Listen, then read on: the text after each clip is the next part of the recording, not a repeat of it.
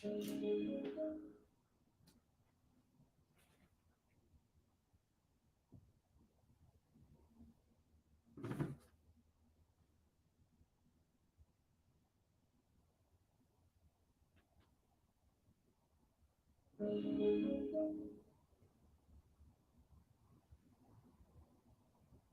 playoff squad until they went to A&M and got housed. Now they'll try to win the SEC against Georgia. SC took care of business against Notre Dame. Clemson had an ACC record 40-game winning streak snapped at home with a loss against South Carolina, who in 2 weeks have knocked 2 teams out of the playoffs. Let's go watch party. Thank you for being here at the Voice of College Football. It looks like we just made it in under the wire. Thanks for being here again. Playoff rankings prior to championship weekend look like this. North Carolina State's at 25. They were unranked last week. Mississippi State at 24. North Carolina 23. UCF at 22, and Notre Dame has slipped 6 spots. Okay, I already have a bit of an issue because, again, you can't look at these in a vacuum. However, Notre Dame did play a pretty good ball game at the LA Coliseum against a most likely playoff-bound team, so I don't know that Notre Dame needs to drop by 6 spots. Isn't that what the number 15 team in the country is supposed to do when they're playing the number 5 team in the country on the road? Okay, Texas at 20. Texas, on the other hand, barely beat Baylor. Anyway, South Carolina at 19. Of course, they were unranked, and they burst into the top 25. According to the playoff committee, I had them already in the top 25. Tulane, they're the big wild card in all this, aren't they, in a certain sense? Not that they're going to make a break for the playoffs, but Tulane, just in regards to kind of being an oddball team that at this point is going to play in the New Year's Six, but it's going to come down to a UCF Tulane championship game with UCLA at 17, Oregon at 16. They plummet 7 spots. And while we're awaiting the top 15 in the nation, we will leave the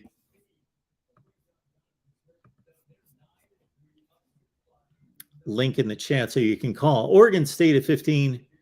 They rise 6 spots. LSU drops 9. Okay. LSU drops 9 to 14.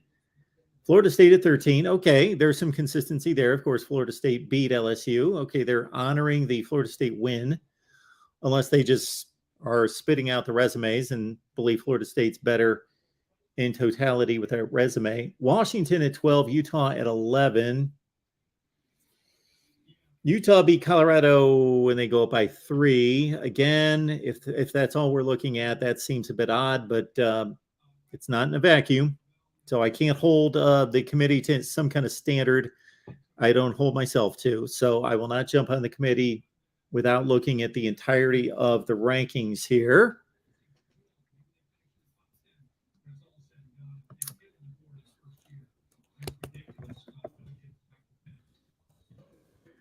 So I am leaving the link to join the show in the chat. There it is for all of you on 2, 4, 6, 8 different channels here at the Voice of College Football. Thanks for being here. Let's get to those top 10 in the country. Why don't we? And the big question for me is going to be how high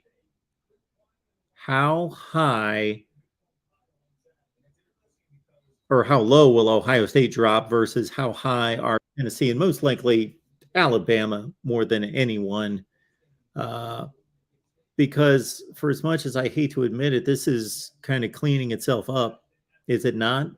If USC and TCU win this weekend, then, we're going to be here on Sunday with all of you, but we're going to be here with all of you, and we're going to know who's made the playoff.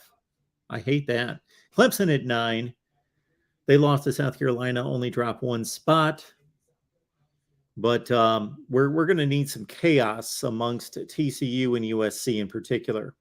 Those are the two that need to give us some chaos. So Kansas State, Utah, step up.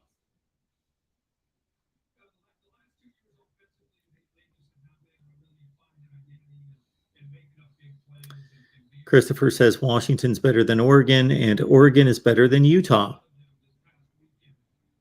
Okay.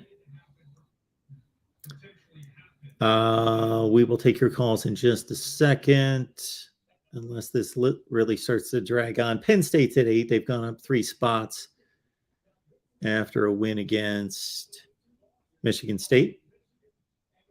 2 best losses in the country, right? Got to be, pretty much. Yeah.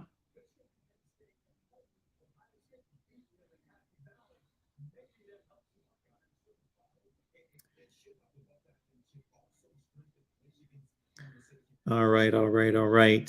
You know what? I guess we'll just go ahead and start taking calls here because we might as well, because this is taking forever, as it always does. We appreciate you being here. And again, I have left the link in the chat. Let's go to DeAndre first. DeAndre, what's going on tonight? Hey, I just wanted to see Florida State hit an LSU. There it is. I've been pushing that one for a while. It just never made no sense to me. So, I was happy to see that. I think Clemson's at 12. They're at 9. 9? Oh, wow, for real? I want to. They only dropped 1 spot after that loss? That's it. It's wild. not about dropping. Again, DeAndre, it's not necessarily about just dropping and raising teams. It's about what everybody else did around them. Right. I got you. Yeah, but we're going to see how the Carolina game come on. Is recruiting on this Saturday? This Thursday? Is what this Thursday? Sunday. Is it Thursday this week? National Signing Day? Yeah. No, it's not until the next Wednesday. It's not until Wednesday, the middle of the week. We're 2 weeks away. 2 weeks away? Yeah. I'm going to get over the Around guys. the 15th. They want to do a live chat on recruiting day. See if they wanted to do a live. We'll be here. I'm talking about the Clemson channel, though. Oh, okay. Yeah, I'm going to ask. If you guys want to do one. Yeah, I'm going to ask them. Yeah, I'm about to ask you about somebody. Oh, going back to our Michigan conversation. It's like, and I'm going to let it go and let you go, but it's like Michigan, Texas A&M, and another school. I can't remember who I was thinking about. They always get credit for stuff that nobody ain't seen. You had a bigger family? Yeah. Can you pull it out to the door for me? Yeah, we always get credit for stuff that ain't nobody seen. When I say that, it's like, oh yeah, we so much love Michigan, and a lot of people grew up in that area of Michigan because of the motor areas that people move. But I'm like, y'all didn't even see these guys play. It's just like, well, I hear Cleveland Browns fans. I know you love the Browns. It's like, yeah, we got more championships than the Steelers. When? Like on 1946. Yeah, but when do you draw that line? That's the problem, DeAndre. What's that magical year that you stop counting championships? They win segregation and everybody was equal. That's when I was okay. You brought up the NFL. Yeah. So the Cleveland Browns won NFL championships with black players. Yeah, but also they played baseball teams too, right? The Boston, New York, the Brooklyn Dodgers, the New York Dons. So, I'm being funny. I don't know they were really baseball teams, but that was some of their names back then. So, but Mark, I ain't gonna hold everybody else up. You have a great night, all right? Thanks, DeAndre. Appreciate you being here. All right, Alabama at 6, Ohio State at 5. There we've got USC at 4. Tennessee must have been at 7. And then now the only drama left is between Georgia and Michigan. And we will see. We might as well watch this with Mike. We might as well watch this with Mike and Ben. Why don't we just make it a big Michigan fest? This is what I love. It gets no better for me than to be surrounded by Michigan fans. Dream come true, huh? Yeah, absolutely. It's a dream come true. Just to watch, maybe with Michigan fans surrounding me, watching Michigan be ranked number 1 in the country. Hope so. Not quite. I don't think it matters. Number 2. It doesn't. Yeah, at this point. point. It does. It's going to matter. You don't think it's going to matter? I think it will because I would rather play TCU than whoever drops in the 4. Well, I'm just wondering if it. I don't know if the committee's not just going to match that up the way that they could easily flip flop this any way they want to get whatever matchup they want, because all they have to do is look at, if it's let's say if it's Purdue and Georgia do pretty much the same thing. They can keep, if Michigan's at first, and let's say Michigan beats Purdue 14 points and Georgia beats LSU 14 points. They can say easily LSU was the better team, so we're going to hop Georgia up, or Sure. they can keep Michigan right where they were, and they can flip-flop Michigan, and they can flip-flop TCU and USC. So I think they're just, I think there's going to be – I don't think it matters. They can make whatever matchup they want. Well, they can do whatever they want, but to not catch the ire of all sorts of people that have half a brain that can kind of dissect and pick apart what they do, they at least need to be playing checkers or chess instead of checkers here, and be thinking ahead to say, okay, well, we can't put ourselves into a corner here, just like with Ohio State at 5 and Alabama at 6. To your point, I will say, Ben, that on the surface, it seems as though there's no way Alabama can pass Ohio State. Neither one's playing. How can they possibly pass them? Well, I guess if LSU plays a really good game or actually would win the SEC championship, they would say, well, Alabama's resume shot through the roof because LSU won this game. I don't see that happening. That's a lot of transitive property. I don't know. I could see that happening. No, it's not transitive property. They're evaluating resumes. Yeah, I could see that happening. I mean, especially if they consider them real close. Well, then you got the fact that, Ohio State beat a team that's currently ranked 8th, and their only loss was a team that's currently ranked 2nd. I would take that over 2 losses.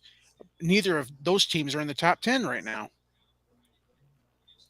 Tennessee's 11, and LSU's what, 15th? Tennessee's 11? No. Oh, wait. I'm sorry. 7. Tennessee was like 7th. That's right. Yeah, they're 7. Yeah. Yeah, I don't know. I guess I was just fantasizing. Now, there's a couple things I noticed was kind of odd. Kansas State being in the top 10 kind of enforces what I thought is that TCU could still lose in the conference championship and still get in. Yeah. I think there are a lot of people thinking that TCU loses, they're out. I don't think so. And I think this ranking proves that. Seems like it. And the other question I have, how in the world does Clemson lose at home to a previously unranked team and drop 1 spot? Well, how far are they going to drop? How far would you drop them? I would put at least one of those 2 Pac-12 teams that are right outside the top 10 above them. I think I'd put Washington above them. With a worse record. Yeah, I think I would. Because I think that this is the first time I get to see. I think the Pac is better than the ACC. And you're dropping Clemson for losing to a pretty good South Carolina team, but Washington lost to Arizona State. Yeah, they're 3-9. Okay, I get that. Yeah, I mean, it was a close game, but I mean, did you just give me close game? Closer game, and it wasn't a stomping like they took from Notre Dame or like Clemson took. I mean, it was a closer scored game. I'm not saying close. I didn't even watch the game. I'm just looking at the score. Well, Arizona had a win against a major Pac team and didn't drop them all that much. Yeah, I'm good with Clemson being ranked ahead of the yeah, I am too. Teams. They got a better record. They played, I think, just as good at teams.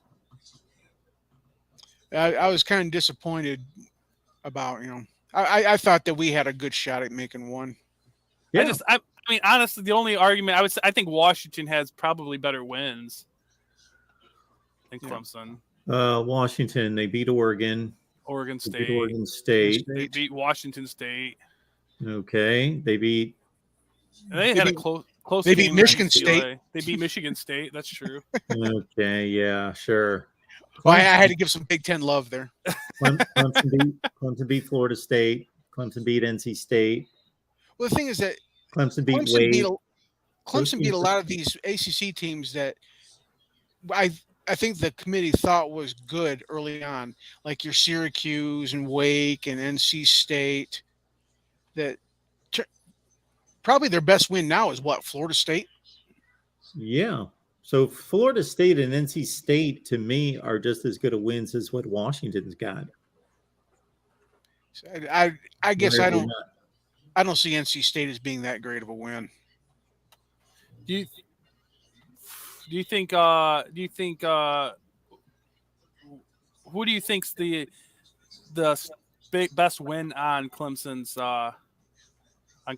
record? Florida State. Got to be Florida State. And you think that's better than Oregon?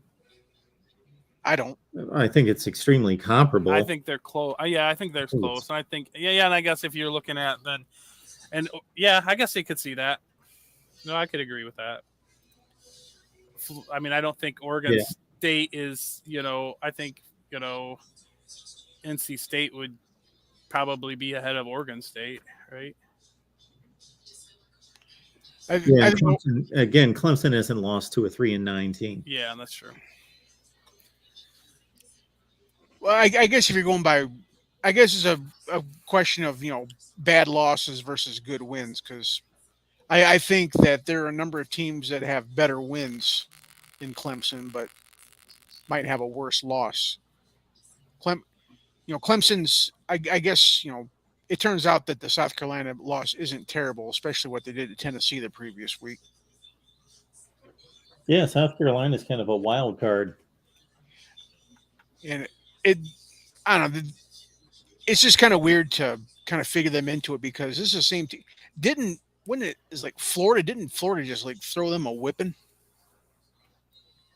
South Carolina, yeah. The week before they whipped Like Tennessee. 38-6 or something. Yep. I mean, that's just odd.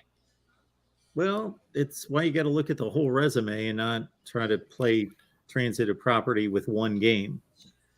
Yeah, and you get in trouble doing that. But it just seems like Carolina is an average team that plays up for a couple specific games, but Or maybe they're getting better.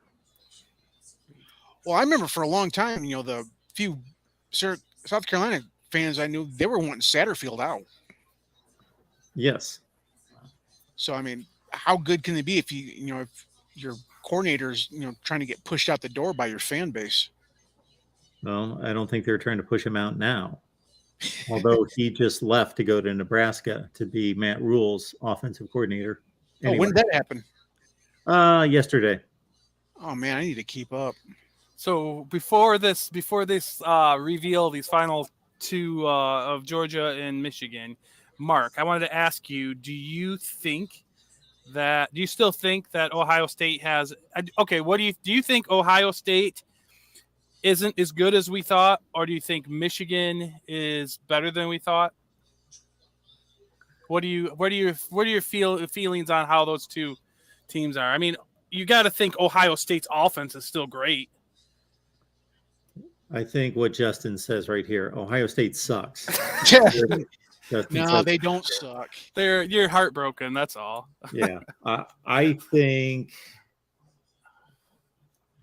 it's more Michigan than Ohio State. I don't see that game quite as the way other people see it. I think Ohio State outplayed Michigan clearly for one half, and then I think for the first 3 or 4 drives of the second half, it was kind of a stalemate, and then Michigan took over and outplayed them, and then just kicked in the door. So there was this kind of transition of, and I don't know how to really weigh that all out. Michigan certainly did a much better job of taking the opportunities given, or taking the opportunities, versus Ohio State outplaying them and only being up by 3 points at halftime.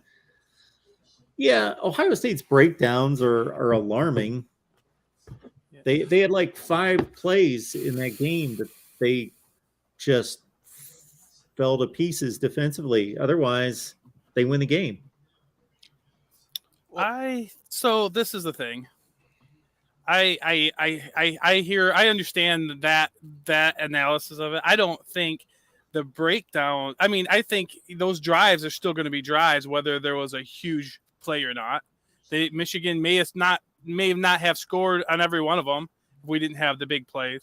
But I do look at Michigan keeping Ohio State to 3 points in the second half, and that is something big.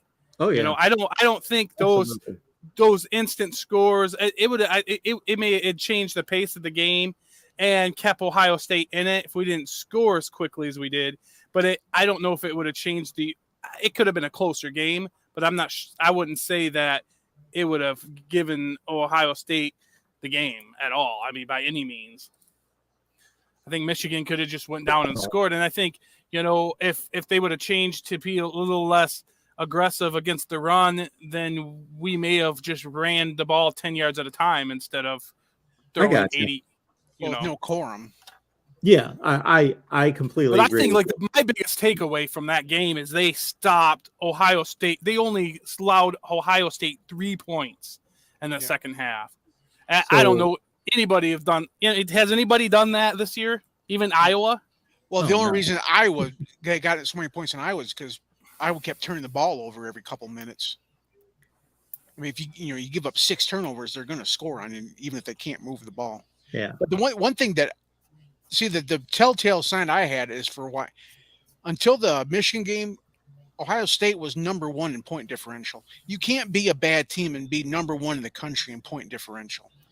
That means that, I mean, there are teams, if you have a great offense and a crap defense, your point differential is not going to be that good. If you have a great defense and a bad offense, your point differential is not going to be that great.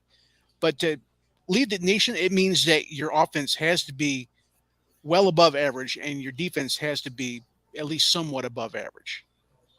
And it wasn't like Ohio State played a crap schedule. They played Notre Dame. They played, a couple cupcakes like we all do. We had one more than they did this year. But for them, I mean, they were taking the other teams, ones that we were beating by, a couple touchdowns. Ohio State was just hammering them into the ground. They beat the hell out of Wisconsin. They beat the hell out. I mean, just Michigan State. I mean, they're just torching these teams that, and we beat them, 29-7 at home, a dominant win.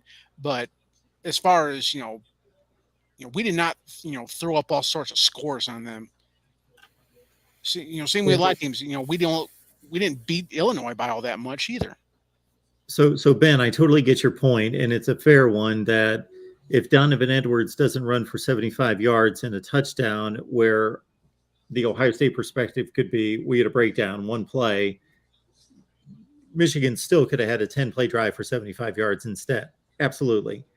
But I will say that second half, all credit to Michigan's defense. Michigan's defense was phenomenal in the second half. There were some conditions there. One being that there were 2 drives where Ohio State moved the ball into Michigan territory and had a 4th and fairly short, manageable situation and inexplicably punted. So they kind of gave 2 drives away where I would have loved to have seen them go for it. They're supposed to be supremely confident in their quarterback and receiver play to convert a 4th and 3 and a 4th and 5. Now, one of those 2, they had a fake punt called, which I don't agree with. They should have just had their best players on the field convert 4th and 3. You don't need to run a fake punt. Is that the one? But is that fake punt the one they had the false botch snap and then they took them back? Yeah, the snapper snapped it the wrong that way. Was a 4th and 6. That was a 4th and 6, and then they botched it and took them to a 4th and 11, and then they just ended up punting. Yeah, okay. Yeah. Well, no, I'm hearing that even on the 4th and 11, they were going to run a fake. Oh, really? So anyway, or whatever the down and distance was. So there's 2 drives. There's a 3rd drive where they get it down to the 6-yard line, and then C.J. Stroud tries to throw a Brett Favre, shovel pass that ricochets off. That was the ball game right there, because I think it was. They weren't. No, they were. Michigan was, I think, 3 scores ahead at that point when he threw that interception. No, they weren't 3 scores ahead because they scored. They were at least 11. It was at least 11 points. Yeah, well, 11 points is not 3 scores. Yeah, it may have been 3 scores, but I was thinking it was 3 scores and not the 11. I think they were. I think it was 11 points. I It think may they have were been up 18 11. later or something, 17 or So, 18 later. so they were at the 5 or 6 yard line, ready to make it a 1-score game, and that's when I knew the game was over. Well, and obviously the next play the game was over because I think it was the next play that Edwards went 75 yards or 85 yards for a touchdown.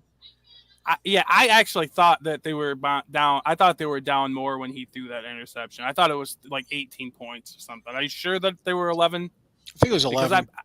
You think it was 11? I It think was it, either I think it was 31-20 or it was 38-23 because the last Edwards touchdown made it the final score. What it Either was. way, it's 2 scores. I thought the game was almost out of reach when he threw that. Not at the 5 yard line, down by 1 score. When it was like that underarm pass to the and it like ricocheted off the guy's arm in Michigan. Yeah. We got okay. I don't know. I have to rewatch it, but I'm pretty sure it was out of reach then. I think that was a desperation throw. Well, Mark, is your standpoint that it was 4 down territory for those punts? Because it didn't look like the game was out of reach whenever they ordered a punt.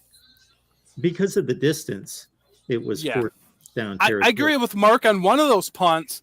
It was like a 20-yard flip at most. Oh, yeah, they kicked it into the end zone. Yeah, it was like a 20-yard flip. I mean, that was bad execution by the special teams. They could have buried Michigan deep, but on the other side of it, they were also stopped at 4th and 2 once that game already.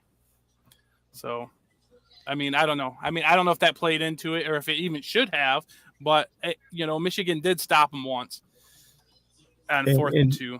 And when Michigan drives it for 8 minutes plus, that takes a good chunk of a quarter. The whole third quarter was Michigan just driving it down like that.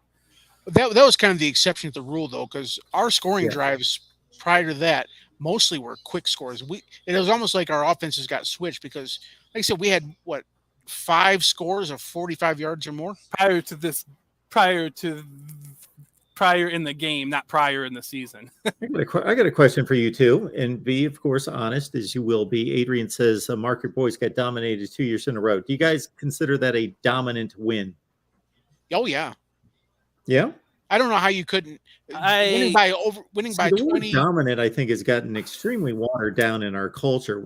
The word dominant, if you look up the word dominate or dominant. Okay, this is the way I look at it. They're almost even in total yardage. That's not a dominant performance to me. Well, that is a close game until 7 or 8 minutes left, and then Michigan completely outplayed them. I'm not arguing that in any way, but I don't personally consider that a dominant performance, and doesn't have anything to do with Ohio State. I would say the same thing and have about a million other games. So I would say this. Hey, can we bring Michael on too? He wants to get in on this conversation. Michael, and I need to know from Tony and Tim when you're ready to roll and need to come on. So here, this is what I think in that question. I think dominating is a chance when you play a team and they have no chance of winning that game. Now, we've seen from one half, Ohio State and Michigan were close. Granted, Ohio State got the ball first in that half, so they were neck and neck. I mean, we kicked off to them. It was neck and neck. I think they had one more possession than we did. And then we took control in the second half. But if that second half would have went the way the first half was, then we would be looking at a different game. So I don't look at it as dominated myself. Like, I don't have a huge issue if Mike or anybody else says it was a dominant performance. I get it. I just don't. They beat us in one half of football. Yeah, but I don't know. Usually, I think we dominated the second half, but I wouldn't call the whole game as a whole a domination. I usually set the bar at 20. Usually, I think wins of 20 or more. I don't go by the scoreboard. I got to see the game. Yeah, I agree. I think there's games where there are times where just things happen. It's football, Well, I mean, there are, like I said, I think that, we dominated Iowa, even though that score we only ended up winning by 13 points. I think it was 27-14. Yeah. But it was 20-0 after third. And, Harbaugh does the traditional ease up on the brakes, which, he would have done there. I mean, who really saw Donovan Edwards going to break a 75 and an 85 yarder? I mean, I wouldn't have even said that was going to happen with Corum, let alone Edwards. I'm gonna go look back and see what they were, and I mean, I'll watch probably later on this week, but I kind of want to see what their defense was when he ran both of those. I've made the same comment, Ben, that I would love to see the all 22 film on those two runs, because he took it through the line. There wasn't a soul around. Yeah, I'm so curious in how that happened, because they were playing kind of like, I mean, were they? I just want to know, were they playing the stop the run there, and they just overcommitted? Well, I think there was 8 in the box on the 75-yard, and I think 9 in the box on the 85-yarder. You know, for as much as I'm excusing Ohio State, and I'm only doing it because I think it's somewhat valid, I'll say the same thing on a Michigan drive. When Ohio State was trying to come back, it was still, I'm sure it was a 2-score game, and it was like it was only 3rd and 4, 3rd and 5, and JJ ran a keeper around the end, and Ohio State threw him down for like a 1-yard gain. And I thought, Harbaugh, you did us a favor. You gave us a possession. You gave up on that down just thinking you can run out the clock. You know, when I thought he had all the confidence. Are you talking about the end of the half? No. You're talking third quarter, right? Third quarter? Okay. Yeah, or fourth quarter, something in that range. Okay, one thing I see everybody giving CJ Stroud, saying he played bad. He did. I don't think. I mean, I'll tell you, I don't know what you got. I mean, I haven't watched every Ohio State, but I've watched a lot, and CJ was throwing some lasers. I mean, there was an out pass where he couldn't have put the ball. I mean, we had Mike Singletary, Mike Singletary, not Mike Sanderstill. Mike Sanderstill, like right. I think it was your tight end. Mike Sanderstill was right there, and there was like a foot. I mean, he put the ball the only place like he could put that ball. It was like throwing 30-yard pass into a hole the size of a footballer fit. Are you talking about anywhere farther? It would have been out of reach. Anywhere closer would have been in the hands of the receiver. I assume you're talking about that tip on Stover in the end zone. No, not talking about that. I'm talking about it was an out route. No. Well, I can't see anybody that said Stroud played bad. Well, who played bad was his receivers screwed it up for him. There was a couple. I was saying there were unprecedented drops by Ohio State receivers. Buka dropped a couple. Harrison dropped 1 or 2. Yeah, one was dropped behind the line of scrimmage, and I don't know if he would have went anywhere with it. And maybe it was better that he dropped because there was some Michigan defenders coming. And they may have lost yards, but it was unprecedented. I think it was Buka that dropped it. Or no, it was Harrison that dropped it. Well, yeah, Harrison had a drop on a slant that was huge because it was still a 1-score game, and it was like 3rd and 5, and it was a first down at midfield. Yeah. The receiver core, they didn't play bad for another receiver core. Yeah. But they're supposed to be the best, and they weren't the best. They were good. They still, the 3 drops in a game, and I don't know what the final total was, is not horrible. But actually, Ben, I would say Stroud didn't play bad, but he didn't play. I don't know if he played a 5 on a scale of 1 to 10. I don't know that he played his average game. He missed more throws than he usually does. One thing I thought about Stroud is that I thought there was a few times he could have ran. Yeah. Oh, there were a number of times he could have ran. That's always. You know. But that's him. That was one of the knocks I had on him. Stroud, is that he's scared. He does not want to get hit, and he shows it every time he plays. But I mean, honestly, I think Stroud could be a really, really good NFL quarterback. And I mean, I have not seen many guys as consistently as accurate as he is. Well, he's a great one, but he needs to go to the Wizard of Oz and ask him for a heart, because other than that, he's a great quarterback. I'll take that out. Wow. Well, look at him. I mean, I saw it during the Iowa game. Whenever I think it was Logan Lee. It was either Logan Lee or Jack Campbell came barreling down on him, and he just flat out dropped the ball. He just didn't want to get hit so bad. It was, I mean, if you want to call it a strip sack, but he just dropped the ball, saying, "Here, take it in for a scoop and score." And that was my pass. Was one thing he was throwing a shovel pass. One thing I was happy to see that game though was one thing I thought it was awesome that one of the JJ's runs, he puts his head down and like bowls through The touchdown run. No, it wasn't a touchdown, bro. He puts his head down and it was a first down, Yeah. and then he bowls to get the first down. He puts his head down and bowls through 2 Ohio State defensive backs. And then he kept going. He kind of ran out of bounds. Oh yeah. He was even expecting this to still be up, and and he went out of bounds, and he was still up on his feet after going through those 2 guys. I was like, oh my goodness. My favorite run from him was the touchdown run where that was cool. he basically met like 3 Ohio State defenders right at where he passed his blocker and just went for it. Yeah, that was good. I mean, that's just pure desire right there. You can't coach that. Okay, well, I'm going to drop out and let you get some more. Yeah, I'll let you get somebody else in here, too. It was nice talking with you, Mark. Appreciate it, Catch you man. later. Thanks, Mike. Thanks a lot, guys.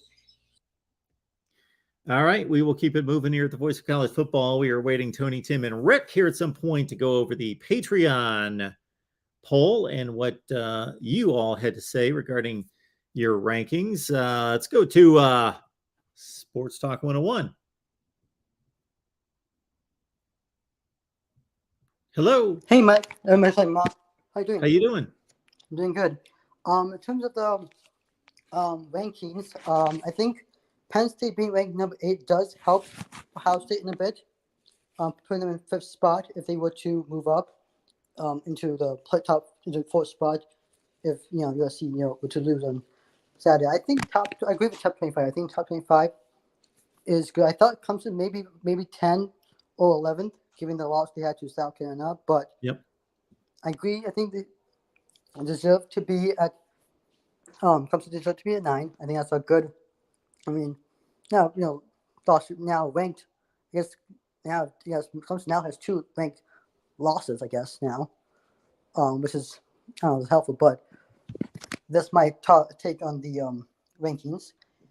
And I'm gonna chime in. You guys earlier talked about Ohio State and the Michigan game, and just talked about the run game, how LA had like 209, I think, rushing yards and then total, and then 79 rushing yards. And I think that game was really close in the first quarter, at least in the first half. And then all of a sudden, Michigan came back and took over. I just felt like Ohio State just didn't attempt to try to came back. In fact, Michigan holding 3 points after that. I think last 4 minutes of the game, I just felt Ohio State just sort of gave up at that point in the game. Like the last 4 or 5, 7 minutes, I think Ohio State just I think Ohio State probably gave up in the last 7 minutes of the 4th quarter. Well, hopefully they didn't give up in the last 7 minutes, because at the 7-minute mark, they certainly still had a chance to win.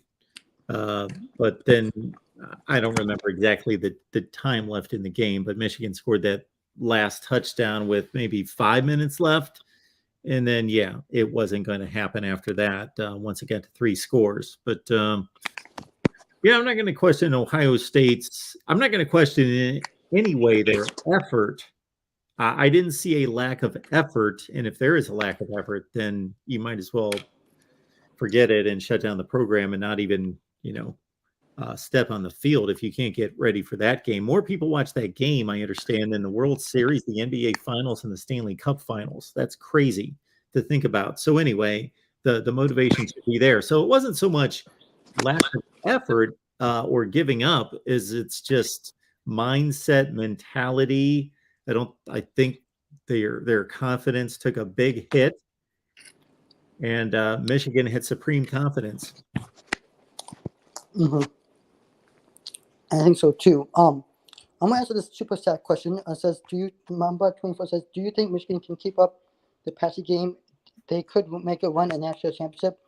I mean, if they were to go to national championship, I think, they have. It's the only way to beat whoever we face, especially maybe most likely Georgia, a national championship game. No one get the run game, but also the great way we play at house is like half. J.J. McCarthy has to throw those deep balls and get those 89, 60 yards, 40 yard, passes to score and to win those games. I think Michigan needs to keep. I agree. Yes, I think Michigan should keep up the passing game if they were to make the run at national championship. They just need to keep passing the ball. And, I mean, they got a great run game, but they need to stop passing the ball if they want to beat a team like Georgia in the national championship game. Well, I don't think there's any question that Michigan needs to throw the ball to be able to win a national championship. So, Mamba24, we appreciate your super chat. I'm taking a guess as to who your favorite athlete of all time is. So you can look at this two different ways. Will Michigan keep up the passing game to make a run at the national championship, or do they have to? Well, yes, they have to. There's nobody in this day and age that can run the ball to a national championship, run the ball exclusively. They've got to be proficient and big play explosive in the passing game. I'd say against Ohio State, they weren't really even that efficient throwing the ball downfield. They were explosive throwing the ball downfield, but they need to be even more consistent than that, most likely against Georgia, to beat Georgia. I think that's, yeah. They don't want to beat Georgia. Nobody can run the ball against Georgia. I think Michigan don't like to beat Georgia a combination of the run game and what they did with a couple of touchdown passes. I think that's a couple of combinations of both I think Michigan needs to do if they were to face Georgia in the national championship game. And that's what Michigan needs to do. And they need to be consistent in the passing game, which they can. So they can easily work on between the Big Ten championship and that New Year's, between that and the playoff game, and then obviously between now and then national championship. And that's time to, I guess, after the Big Ten championship game, to work on that passing game. I think there's enough time to work on the passing game. Yeah, absolutely. Another question. I know Michigan former quarterback Cade McNamara entered the draft as well. I want your thoughts on that and maybe where he go. I think some people saying he should go to Iowa. I'm not certain, but I think Well, yeah. Iowa seems to be a popular destination because of their obvious issues. And they had one of their quarterbacks, Spencer Petras, is bye-bye. And Alex Padilla announced in the last couple of days he's gone. And not that Cade McNamara couldn't beat either one of them out for the job with his arm tied behind his back. So Cade McNamara would be a huge upgrade at Iowa. He's a plug-and-play guy, a veteran, a leader. Limited to a certain extent from a dynamic standpoint, but a strong enough arm and a mobile quarterback. Again, not dynamic in anything that he does, but just makes the right decisions. He's leader. He's tough. Yeah, that would be a significant upgrade to Iowa football. All right, Sports Talk. Appreciate you being here. I think Pammy. Have a good night. Thanks. All right, Exploring with Ben and Sam. Thanks for being here. We appreciate you exploring with Ben. Ben does the post game on the Oregon channel, and of course joins us on the Sunday night show, College Football After Dark, as do Tony, Tim, Rick. They host our USC post game at the Voice of College Football and do a remarkable job. Don't pay too much attention to all the graphics and the fancy artwork by Tony, because then you'll be sorely disappointed when you watch the rest of my shows here. But they do a phenomenal job, and the USC channel is growing, much to their credit, and we appreciate their contribution. And, of course, Wednesday night is the Pac-12 chat show. We got Tony, Tim, we got Rick here as well. Gentlemen, how are we doing tonight? Doing fantastic, Mark. Thanks for having us on. Absolutely. Thank you for being here. And here we go. And we figure the growth has more to do with Lincoln Riley than us, but we'll take it. Yeah, we can give him a little bit of credit. Maybe. Yeah, he and Caleb Williams get the credit, I think, for folks wanting to watch. But hey, we've got another update of everybody. Folks turned in their ballots from your Patreon community to give us our updated 12-pack Patreon playoff prediction poll. The Vox Populi, Vox Day. So we are, once again, the voice of the people speaks. And it's a lot of similarities, but also some differences this week from the playoff committee, particularly as we get back towards the end of the 12.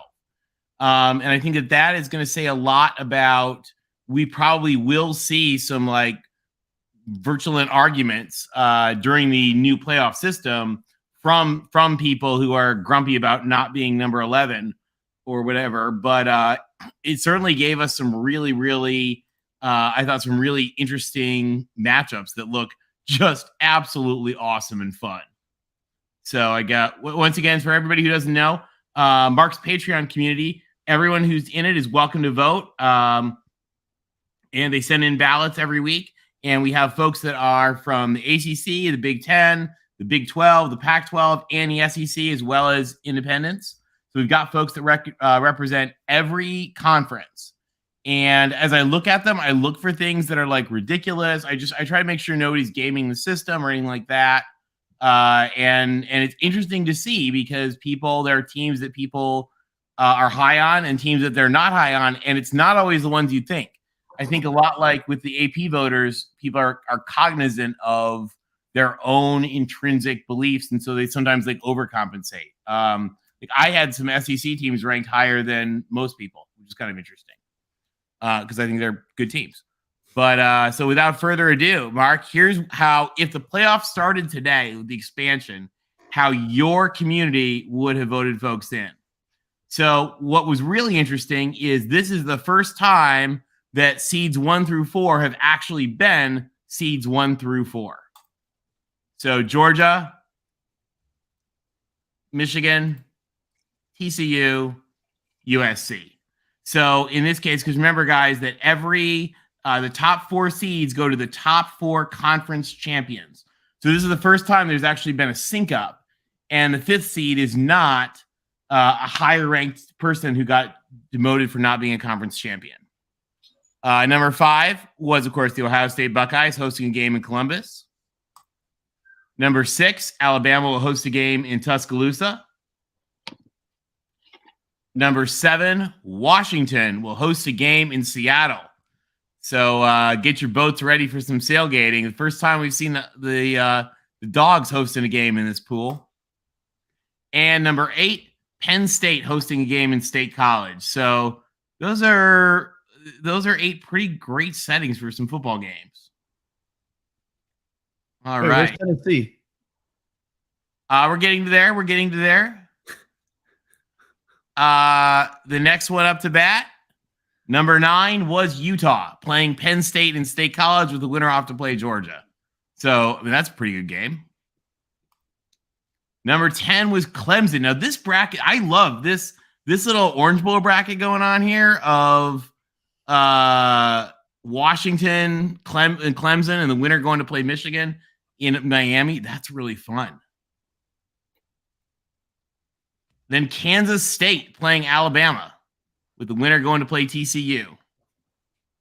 Now, because the 12th spot goes to a 6th conference champion, because we only have 5 conference champions up here so far, the first 2 teams out are Tennessee and Florida State. Mark, your voters do not share your belief in Tennessee, just as they didn't share your belief in LSU. And LSU is, do you see them, Tim? Hold on. Looking. I do not see LSU. I do not see them. Okay. I guess maybe they weren't the 5th best team in the country. Your voters, Mark, were right. Vox Populi, Vox Dei, your voters made the call. It made me a little proud when I saw that. And then Tulane comes in from the AAC at 12. So these are some fun games. What do you guys think?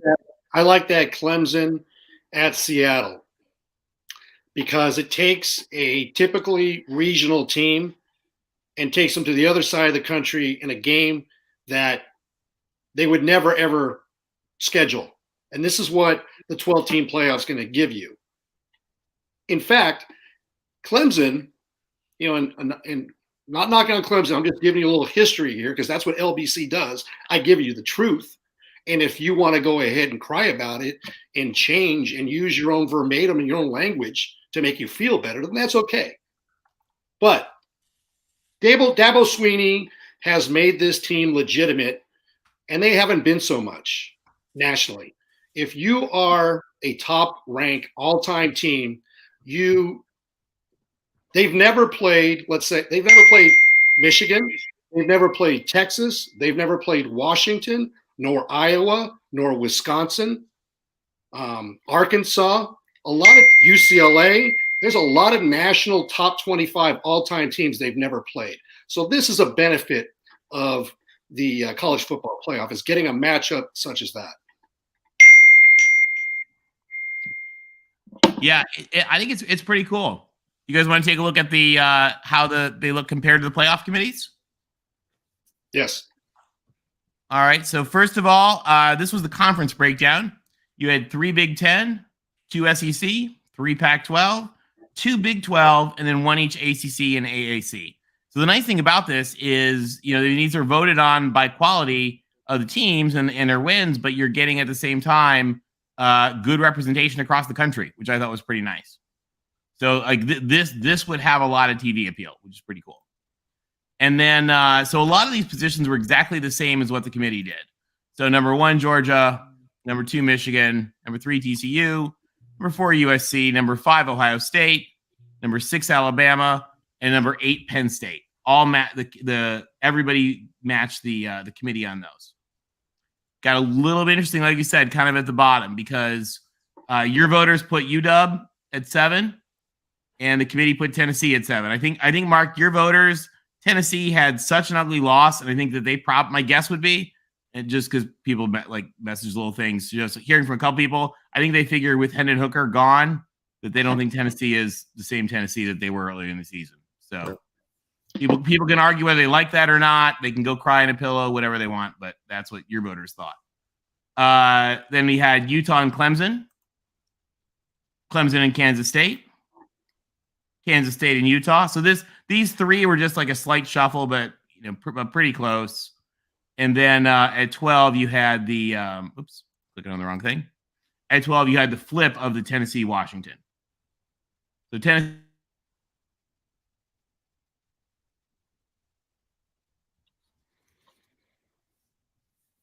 was in the top 12. I'm sorry, go ahead. You just froze up there for a second, so I thought sorry. I may need to take over there. Yeah, so Tennessee at number 12, but of course, do not make the playoff because of the format. I actually had Tennessee at number 6 in my rankings. Wow. Because of their wins. I think I had him at like 9. And that's where, not only do you hear the opinions on your show, Mark, the voice of college football, and thank you for your voice and your platform, but we hear it from the playoff committee. There always has been a difference between quality wins and who's had the best losses, quote unquote.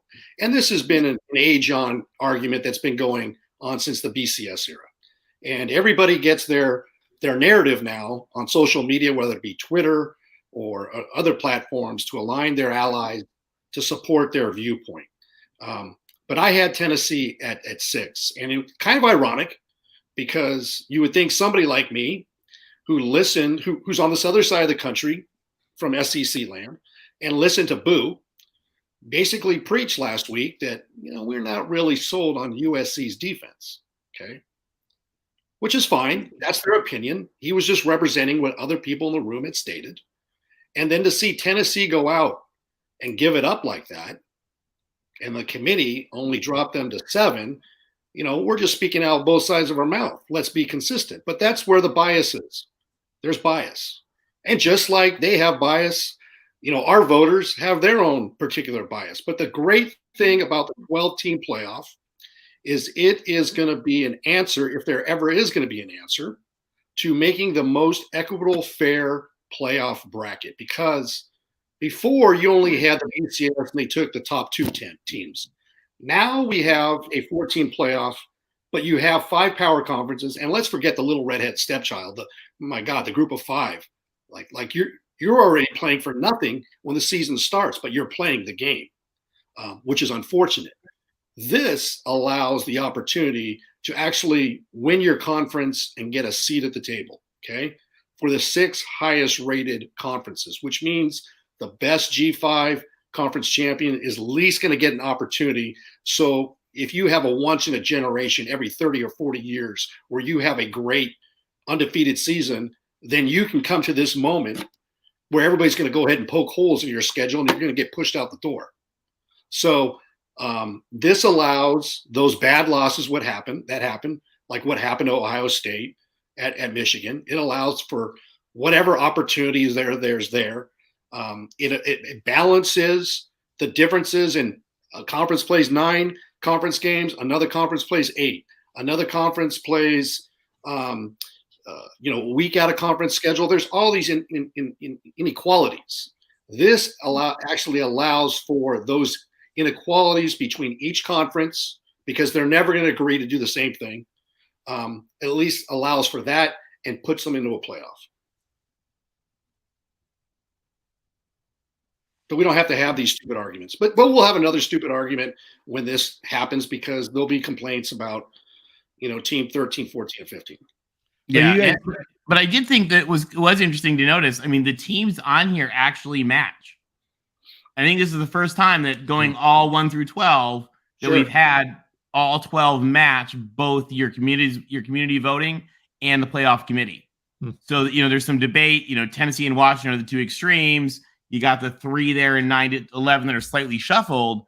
But overall, as far as who is the top 12, your community voted pretty well in line with the committee. The big difference is, and I'm I think along with the community more than you guys who had Tennessee hired me. There's one glaring thing I'm not sure if you guys are taking into factor. Tennessee doesn't have Hendon Hooker anymore. Yeah, and they won't have him going forward. So I just can't rightfully see putting a Tennessee team without. I mean, there's a reason why he was a Heisman. That guy made that offense insane. I'm sure they're still a good team, but are they really a top 7 team in the country without Hendon Hooker? I don't see it. Well, we'll find out in the bowl game. But that seems really extremely high. If USC lost Caleb Williams, if Ohio State lost CJ, are we really putting them as high as they are? When you lose the heart and soul, because you can't play big time college football without a big time quarterback. And Tennessee had that. And that was a huge part of Heifel's turnaround there. And without that piece, I just don't.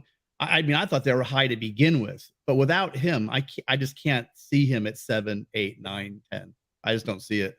That's a fair argument. That's a fair opinion. And that's one of the interesting things that I think we're going to see more debates about. Again, particularly as we get higher up, is their sort of interesting case because they lost a player so instrumental, and it becomes a question of, okay, are they going into the playoffs because we think they were the best we think they were among the best in week 4, or we think they're among the best now? Yeah, I mean, and that's always a hard debate. If you look at those top teams, let's just look at the top 7 teams. Besides Michigan, if they lost their starting quarterback, think about how those teams would be compared to where they are right now. And what's unfortunate about Tennessee's situation, or any team that would lose a player that magnitude, especially the quarterback at this late stage of the season, there's no room or opportunity to show that they can be just as good.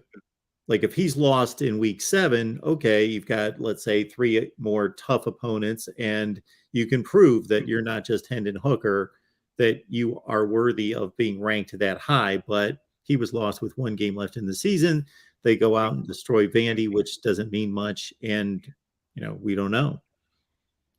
And that's a great point, Mark. And I think that's why this 12-team playoff is beneficial for that type of situation, because it's unfortunate. Hendon Hooker's a great quarterback, but they're not going to make the top 4 this year. But then again, I mean, the counter argument to that, of course, is, USC lost Travis Dye and did just fine. And Michigan lost Blake Corum. And so you can argue that that's when a guy steps up.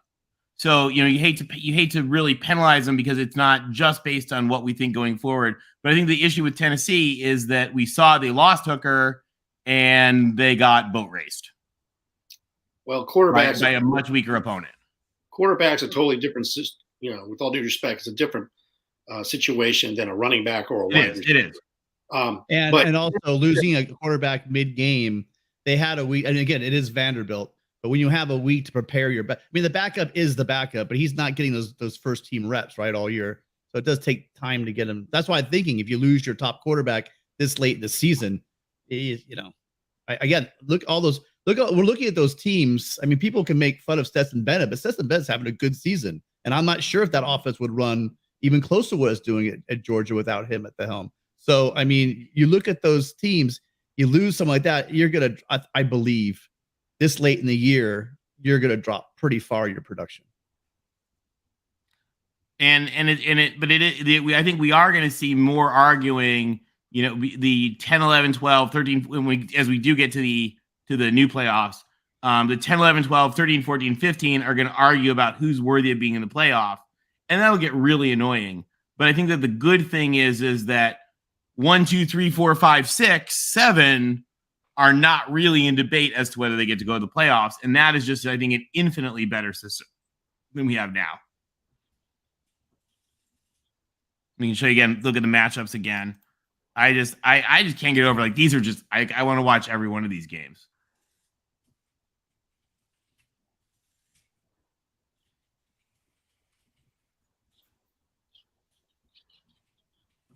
So we'll see. But again, of course, the one thing is, I imagine that if TCU or Kansas State lose, we'll probably see some shifting, so they probably wouldn't play each other again. But that's the only one in here that just the seedings, came out to show a little bit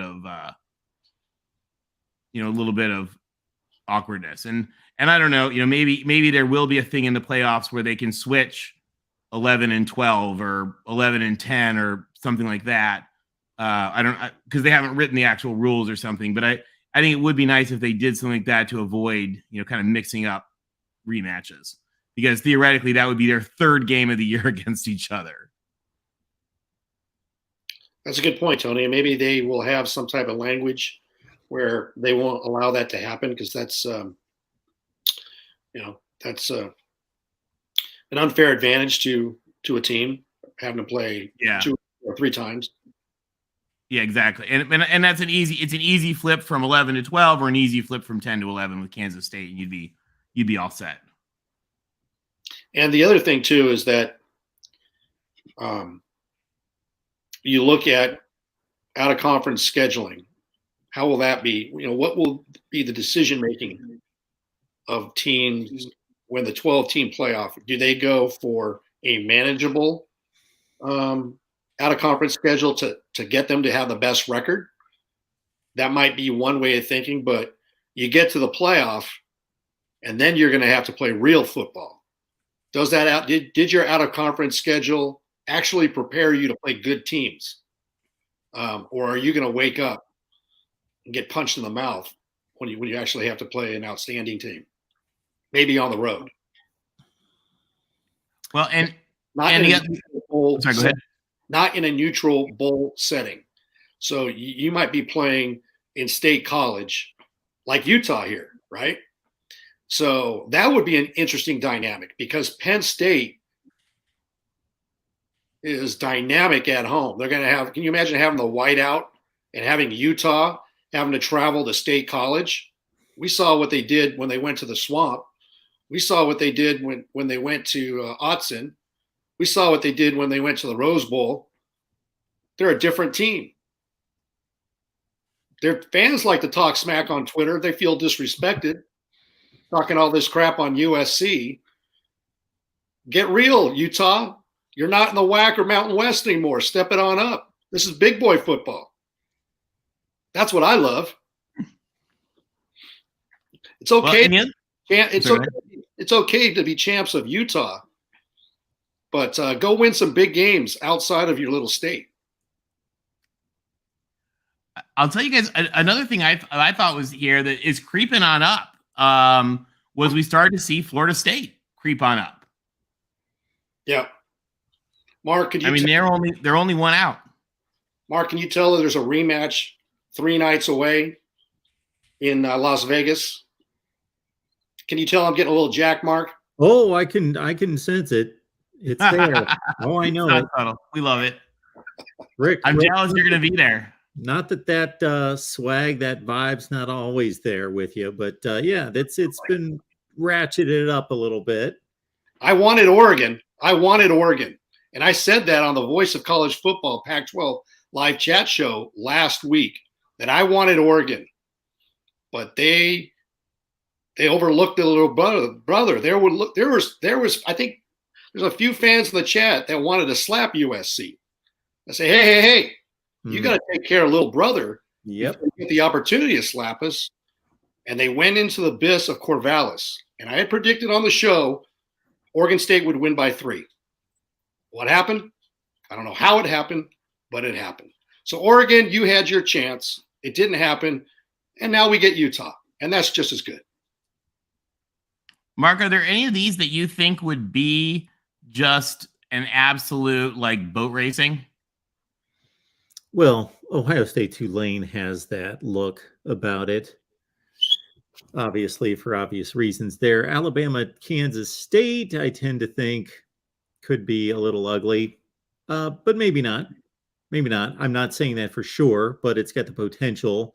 I think Washington's a bad matchup for Clemson.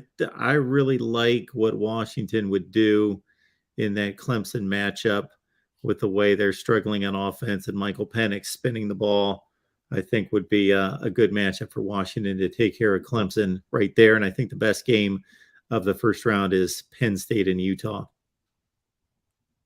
Yeah, I don't think that that's gonna be Clemson a good secondary one. would want to see Penix throwing the ball. That's probably for sure. Penix is having one heck of a year. That guy is amazing. I will say, to your earlier point in particular, Tony, talking about, and Rick, you guys were kicking around out of conference scheduling and the different strategies by various teams. And that's going to be up to the selection committee to prove that they're going to honor and recognize and reward those teams that go out and play legitimate non-conference opponents, because I ran this for at least the playoff era, 2014. I think I even took it back before that. And, obviously there was no college football playoff committee, but just took the AP poll and slotted the teams with the group of 5 champion and the whole deal, and formatted it. And you've got almost every year, you've got a pack of teams that are pretty much clogged up at 9-3, that like 2 are going to make it, 2 or 3 are going to make it, and like 4 aren't. And they're all coming from major conferences. And they're going to flip out. In the whole deal. And it's going to be, okay, are we going to reward strong out of conference scheduling then? Because otherwise, yeah, to Rick's point, if you're just going to let the team with the best record in that scheduled 3 flyweights in the non-conference, well, then what's the point of scheduling a difficult non-conference game? And traveling. Yeah. Well, and so one of the things that's kind of bothered me, there's been lots of talk among Utah fans on Twitter this week about why didn't we just play BYU instead of Florida, because we would have spanked them. Yeah. And I don't like that debate, because I like that they played Florida. And I think that they should say, hey, you know what we should have done? We should have not thrown an interception at the end when we were trying to win the game, rather than like we should have played a weaker team. Because I don't like that. I mean, Michigan, I think I actually gave Michigan my number 1 vote this week because they're so good. But like I don't mind the people raising heck because they say Michigan's out of conference schedule was brutal. Now that's independent from the fact that Michigan is an amazing team this year, and they probably would have waxed UCLA like 42-14 if they played them in week 2.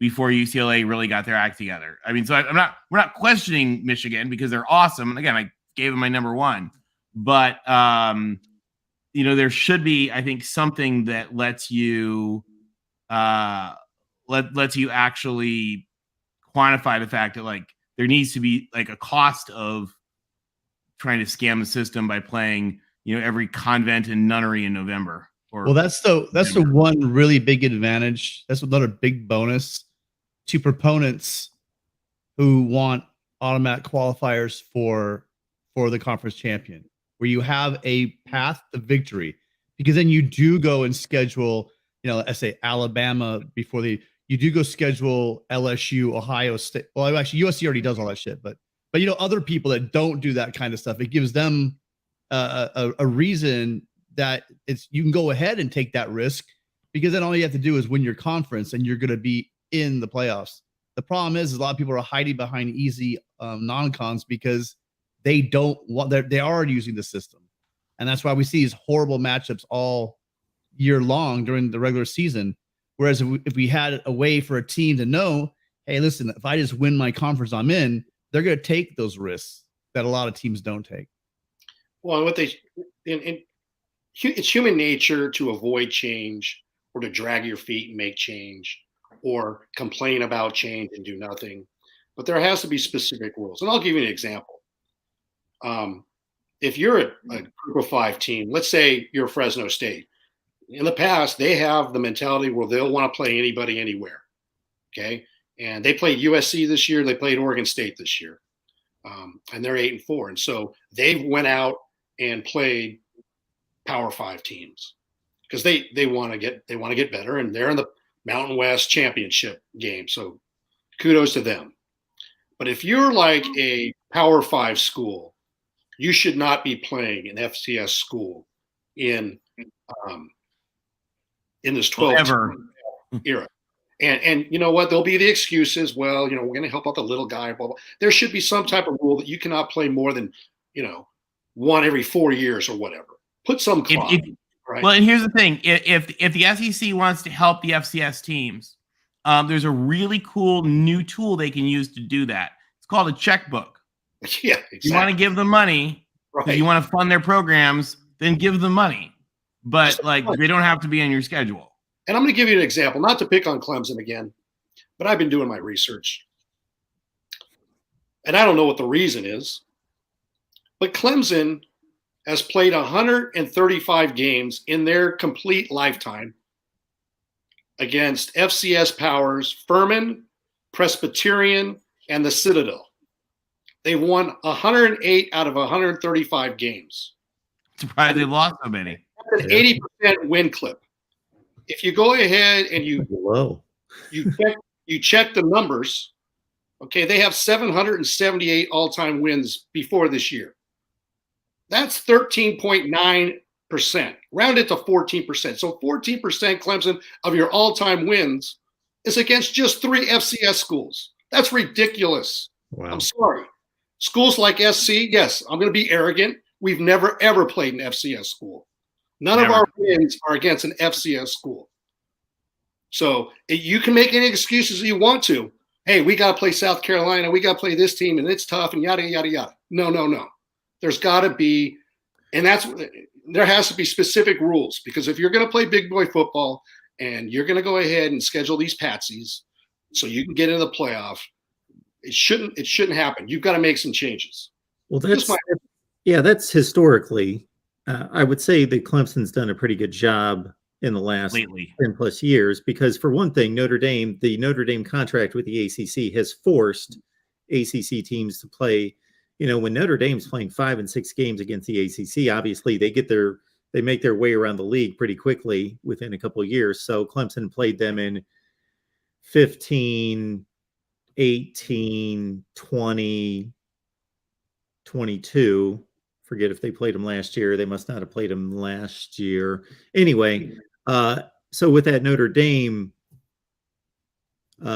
situation agreement there with the ACC, that's forced them to chew up one difficult non-conference game there. Then they always play South Carolina, and South Carolina sometimes can be really good, like they were under Steve Spurrier for a long time, or they can be lousy. That's a wild card. Well, and I give them credit for that. Same thing with Georgia and Georgia Tech. But also same thing with USC Notre Dame. There's a bunch of teams that do that. And USC. And the hard thing is teams who don't. Yeah, USC doesn't say we play Notre Dame already, so we don't need to schedule anyone else. No, they go out there and they schedule Alabama, they schedule BYU, they schedule all sorts of different teams. And even when it wasn't a Notre Dame year for Clemson, they've gone home and home with Auburn and with Texas A&M in the last 5 or 6 years.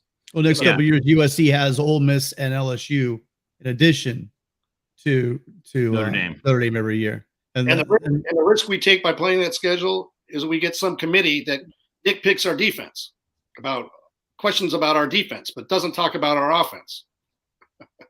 Well, I would say the one exception I would give, and tell me, I don't know what you guys think about this in the chat, is for a lot of historical reasons and also kind of just the significance of it, the one FCS games I don't mind are when we play HBCUs. Now, USC has not done that. Notre Dame's doing it next year. UCLA did it this year. I think that there's like some important societal benefits.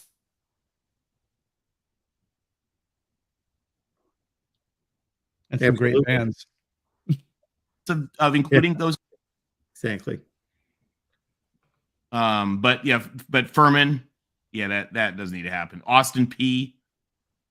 So What state is Austin P? Sorry, in? Does Gumby. anyone know on the panel? Where's They are Austin the P? governors from Tennessee. The governors from Tennessee. I've been doing my Austin P research. LBC knows. Proud of you. That's good. So, but look, I think it's a good thing. And like I said, I was really impressed by the fact that the voters were pretty clear and aligned with the committee fairly well. So good job, Voice College Football community. You guys, I guess, think like the committee. Yeah, it's pretty lined up. Nice. And you guys should join the Patreon if you're not already in there, and you can vote yourself. If you don't like the votes, you can vote yourself. You don't have to complain. You can actually change it. It's expensive, guys. It's a full $5 a month. You want to break that down. It's probably what some of you guys a Big Mac meal, whatever they're called. I mean, so it's not very much money. I've never met anybody that's joined that's left, to my knowledge. We have a great time, and everybody's welcome.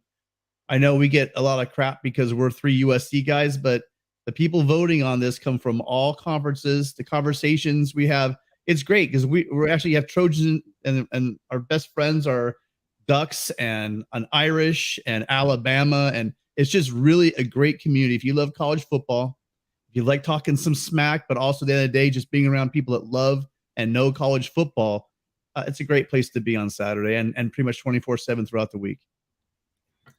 Very cool. I just left the link in the chat. Thanks, Mark. Well, thank you, Mark. This already take up so much time, guys. But thank you to a lot of you guys in the chat are voters, and we appreciate you guys joining every week. Tony, Tim, Rick, thank you so much. This is amazing. I look forward to seeing the breakdown each and every week, and it continues to get us toward conference championship games, and we'll see how it all winds up in regards to the one that really counts, both from the committee and then how the voters line up on Patreon this coming next Tuesday. It'll be fun. Right on, beat the Utes. See you guys. Thanks, you guys. Appreciate you being here. All right, let me take this super chat that just came in from Ben. Ben, appreciate you being here as always. I paid as much for this super chat and then for a month of Mark's Patreon. Well put and well outlined there, Ben, for everyone as a example right there. Ben, thank you so much for doing that. We will go to Michael. Michael's on the line. We appreciate you being here, Michael. Hey, Mark, how you doing? I'm doing well. What's going on? Not much. I'm kind of hoping we could have got in. I could have got in there with both Mike and Ben earlier, but I understand they had to do this streaming stuff. So, but I wonder why Dorial's wanted to join the call with me. Oh, or is he wanted to join or is he wanted to join it with Tony and them? Well, we can do this. We'll bring DeReal in, and if he has something else to talk about, then we will discuss with DeReal later. But as it stands right now, Michael, it's your floor, and we'll see if DeReal has any response. What's up, Dorial? How you doing, man? I'm doing good. How about you, Michael? Hanging in there for a Tuesday, just waiting till Saturday. But what's up? Well, I actually wanted to tie what I wanted to into Purdue, Michigan, so it kind of all just blends in nicely. Mm-hmm. Listen, I understand some people. Listen, Tennessee, Mark. We just gotta talk about Tennessee. Okay, I know you guys didn't mention them up, which is fascinating. Tennessee not being in the playoffs, Mark. I understand that Hendon Hooker's injured. But if one injury can cause you not to be in a 12-team playoff, when in my opinion you are clearly one of the 10 best teams, then we shouldn't be playing the games at this point. If Michigan has J.J. McCarthy go down on the first play against Purdue and Purdue wins, then Michigan should be eliminated from the 12-team playoff. Well, why? Good point. Because there isn't any evidence we have that the backup quarterback for Michigan can do well. Okay, what about Ohio State when they won the national championship? They beat Oregon in 2015. I think they should be in there, but there's people that have Tennessee out. I would have Tennessee at 7 or 8. But even if you have them that high, they're still not going to make the playoff, though. No, I'm talking about in the 12-team playoff. Oh. That they just put out on the Patreon playoff poll. They have them as the first team out as the bubble team. Because people really know that Joe Milton's not that good of a quarterback. Well, do we know Michigan's backup quarterback situation? I don't. Do you, Mark? Has he played tons of games? Not that Cade McNamara has been hurt, so no. So if Michigan's quarterback goes down against Purdue, and I hope he doesn't. I really hope. I don't want injuries to be a factor in football, but unfortunately they are. But if Michigan's quarterback goes down and Purdue beats them, then Michigan should be out of the playoff. Okay, now let me ask you this. Say, like, McCarthy doesn't go down, Purdue beats him. Are they still going to be in the playoff? Or are you just saying because if he getting injured? I'm just saying by the logic that was used for the Tennessee, it should apply to a team like Michigan. That's all I'm saying. Mark, what do you think? I believe that a team earns a playoff spot based on their performance on the field, and we can speculate all we want about injuries. And the committee has said since day one that they will take injuries into consideration. And we go back to 2014, and they did take it into consideration. Fortunately for Ohio State, they had a championship game to play in the Big Ten where they were able to prove for one game against one of the 10 best teams in the country that they could wallop them with a backup quarterback, a third-string quarterback. Therefore, they had that luxury, which Tennessee's not going to have.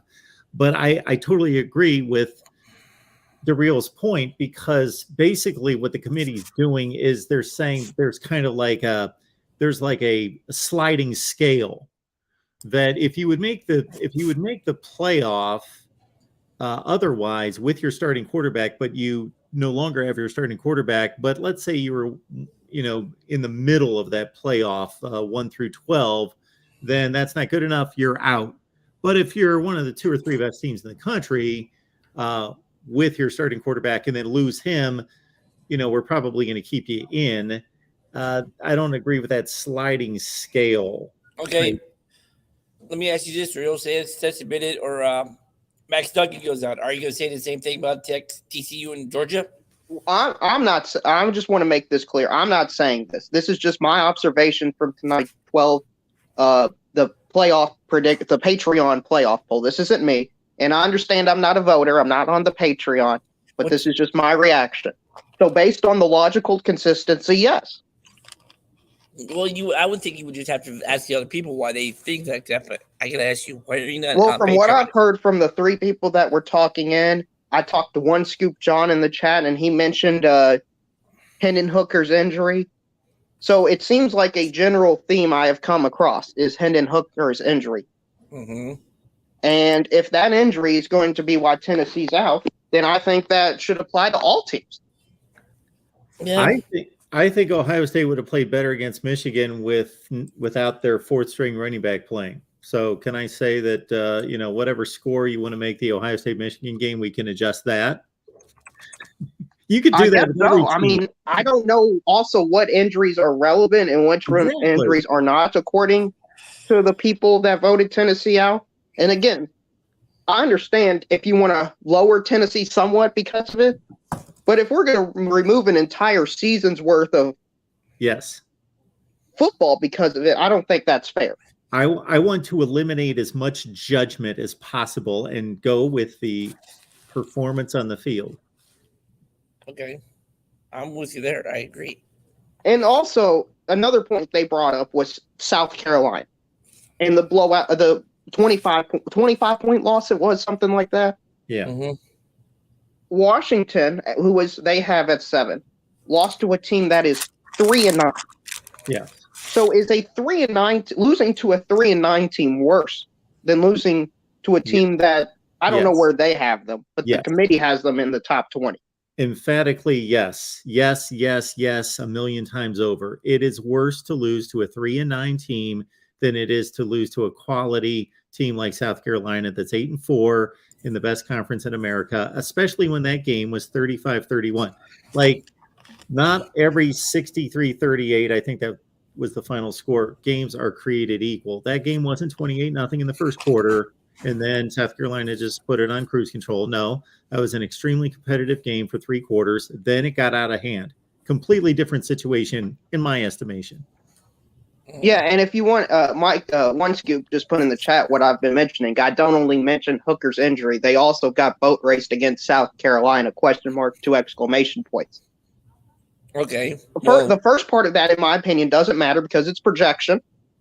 And the second part, South Carolina is a top 20 team, 25 team at the worst. I understand it's a bad loss, and by their standards, it's a bad loss, and it should hurt them. But just to say that loss is so ill-defining that they are removed from the playoff board doesn't make sense to me. No. And One Scoop John, he's a great guy, and if he wants to come on and explain to me why I'm wrong, I would love to have him on to talk to. And shout out to Michigan because they did beat Ohio State, so we can get a go blue for that. Mhm. Michael, do you have anything to add to my point? No, that's like, okay, why did it have to be JJ McCarthy? Why couldn't it have been like Blake Corum or Donovan Jones? He's out for the season. Purdue waxes. Did they still got to be knocked out of the playoff? Because Corum is just as much important to Michigan than McCarthy is. Maybe. I actually kind of somewhat understand the point you're making, but I was just using quarterback because I think the general sentiment across college football is that quarterbacks are more valuable than running backs, and by such a large margin, you can lose a pretty good quarterback, and that would be more valuable than losing one of the best running backs in football. Yeah, but do you think also that they might have took into consideration how bad of a loss it was in South Carolina, on why they wouldn't they're on the outside looking in? Yeah, but they did beat Vanderbilt the next week by a lot. Well, yeah. Still. So that's a matter. And Tony said you're free to vote your own opinion, but it doesn't have to force everyone else to agree with you. I'm not saying everybody has to agree with me. Mhm. I'm just on here explaining what I think is wrong with the 12-team playoff. And if I don't change anybody's mind, that's fine. I'm just saying what I have an issue with. For the committee to be truly fair about this whole injury aspect, what they really need to do is take every team that's under consideration for the playoff, and so that's about 8 teams or whatever the number is, and they need to take a deep dive into their injuries, and not that they're all of the Hendon Hooker status. Obviously they're not, or we would be talking about them, but there are injuries on every team, and they would be making some kind of judgment call that Ohio State's injuries are this level and TCU's injuries are this level, because believe me, there are all sorts of injuries on each team to starting players and impact players that they're not taking into consideration. Right. And One Scoop John is in the back room, and he does want to come on, Mark. So I think it is only fair There he is. to bring One Scoop. One of the knuckleheads I've heard. Hey, John, what's up, man? A complete legend on this channel has showed up. Congrats, Yes, he One is. Scoop Oh, John. jeez, that's going way too far. The list of I legends is do growing. Yes. I do what I can.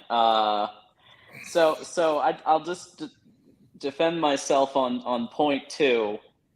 So I went back to Tennessee's losses. Now the Georgia losses are respectable. I would call that a quality loss. But South Carolina is not exactly an amazing team this year, Drew. I understand that. But is Arizona State an amazing team? No. Then why should Tennessee be ranked below Washington? Well, I'm not necessarily I'm not advocating for the entire 12 roster. I'm just explaining why I put Tennessee a little lower than some others, but Yours was because of the bad loss to South Carolina and because of the injury to Hooker, right? the injury I would say was much more secondary. For me, it was a loss. Yeah. So is the South Carolina loss considered a bad loss because of their record, or what makes it considered bad? Well, I mean, South Carolina in this We lost One Scoop John here. Uh-oh, we lost One Scoop John. One Scoop is still with us. Hello? Maybe Oh. take care of his dog. Hello? There we go. So I guess you could say it's tough for South Carolina because they are side by side with Georgia in the 2 losses, right? So compared to Georgia, I think that's not. But let's look at South Carolina specifically, right? They got decent late, right? I have to take into account the entire season. I will say that their final 2-3 games were their best games, or some of their best games. But yeah, you have to look at the total body of work, I think, for when you're evaluating these things. Mm-hmm. And yeah, and if it was like a 1 point or 2 point, okay, you can, fine. That's because that brings it to Alabama territory. If you noticed, Alabama is still 6 on both the Patreon and the official list. So if you look at that, I mean, Alabama, we ranked them exactly where the committee did because their two losses were on the razor's edge, as we called the show the other week. So your reasoning for Alabama being 6 is not because of the quality of teams that they lost to, but it's by the margin of victory that they lost to. Well, I think margin has to do with Tennessee, and it has to do with this. So yeah, I think. Okay, so let me throw out just a scenario, a hypothetical. So let's say Alabama lost to Arkansas by 1.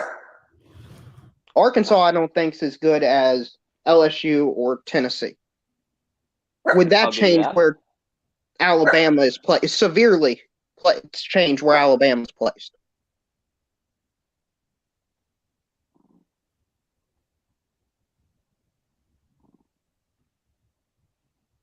I think it would. I think that the fact that Alabama lost, like it has to do with the caliber of opponent too, and it has to do with, I think, the margin.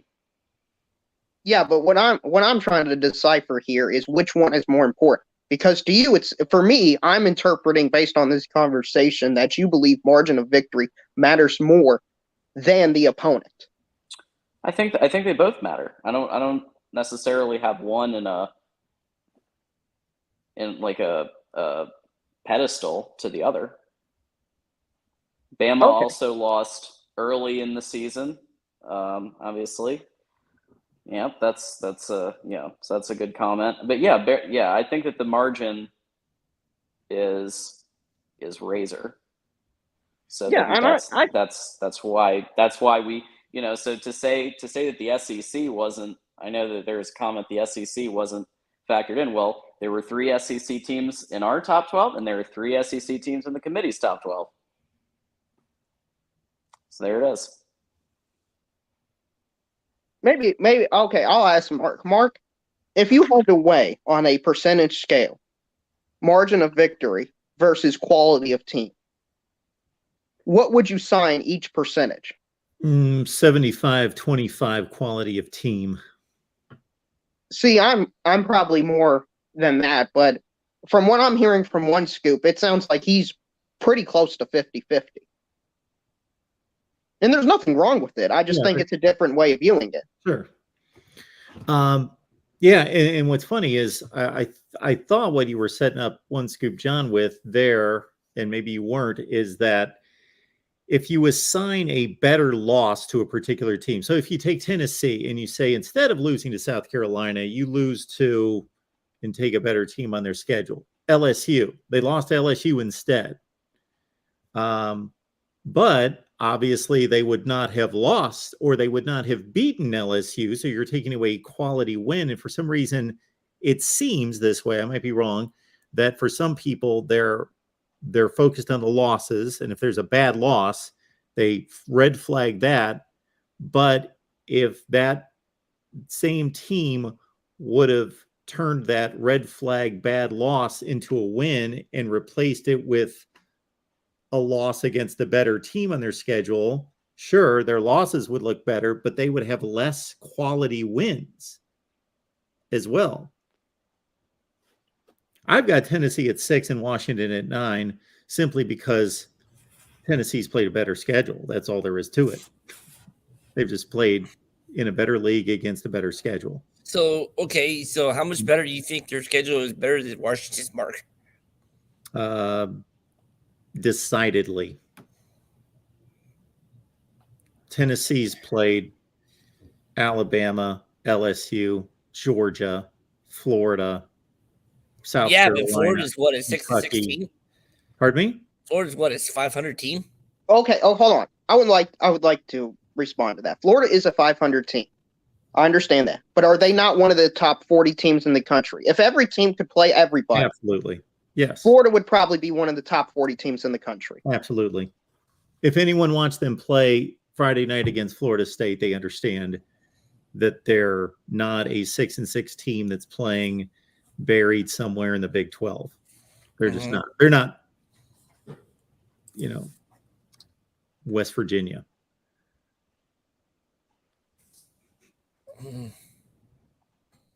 Yeah, I agree. I totally agree with that. And Larry Pilgrim said, "Is now Florida is good." I don't think being. I mean, it depends on what your definition of good is.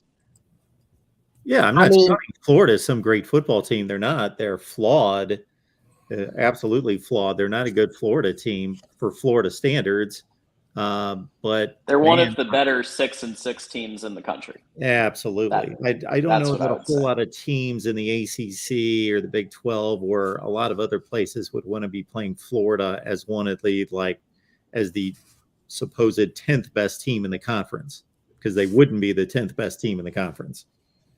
Yeah, I understand that, but I think my point also is I think Florida's so good at 6 and 6 they could probably beat some other 8 and 4 teams from other leagues. Sure, they could. They've already done it. Right. Is Duke 8 and 4? Yes. I think Florida would probably beat Duke. As an example, Mark, do you want to add Tim to this chat as well? Just keep expanding. Sure. I'm gonna go take a nap or something. Here's Tim. Here we go. But go ahead, Tim. Larry's got a really good point. You guys spent the entire season laughing at Utah for losing to Florida, but then now in Florida, then when an SEC team loses to Florida, well, hell, they're a top 40 team. You guys got to pick your benchmarks and stick to them. You guys, not being real. My argument points are completely consistent. They're completely consistent. Okay. I believe mine are too. We also no, they're not. We also can only evaluate teams based on the information. So obviously, I have a different evaluation of Florida today than I did back in September. Of course, they had only played one game, and that was against Utah. The point I'm making when Florida beat Utah is that Florida isn't a great SEC team. They're actually below average if you look at the standings. They're 3 just purely on the standings. But they beat one of the better Pac-12 schools if you look at the standings. So that should give a credit to the SEC. But my other point is the Pac-12, you could almost flip a coin. So the 2 or 3 at the top, I think, of the Pac-12 are starting to separate themselves. But we really don't know based on standings and scores. I mean, you guys are diminishing. I've heard you guys diminish Washington on this call. I'm defending them. I didn't diminish Washington. I've got them ranked 9th in the country. That's a pretty solid ranking.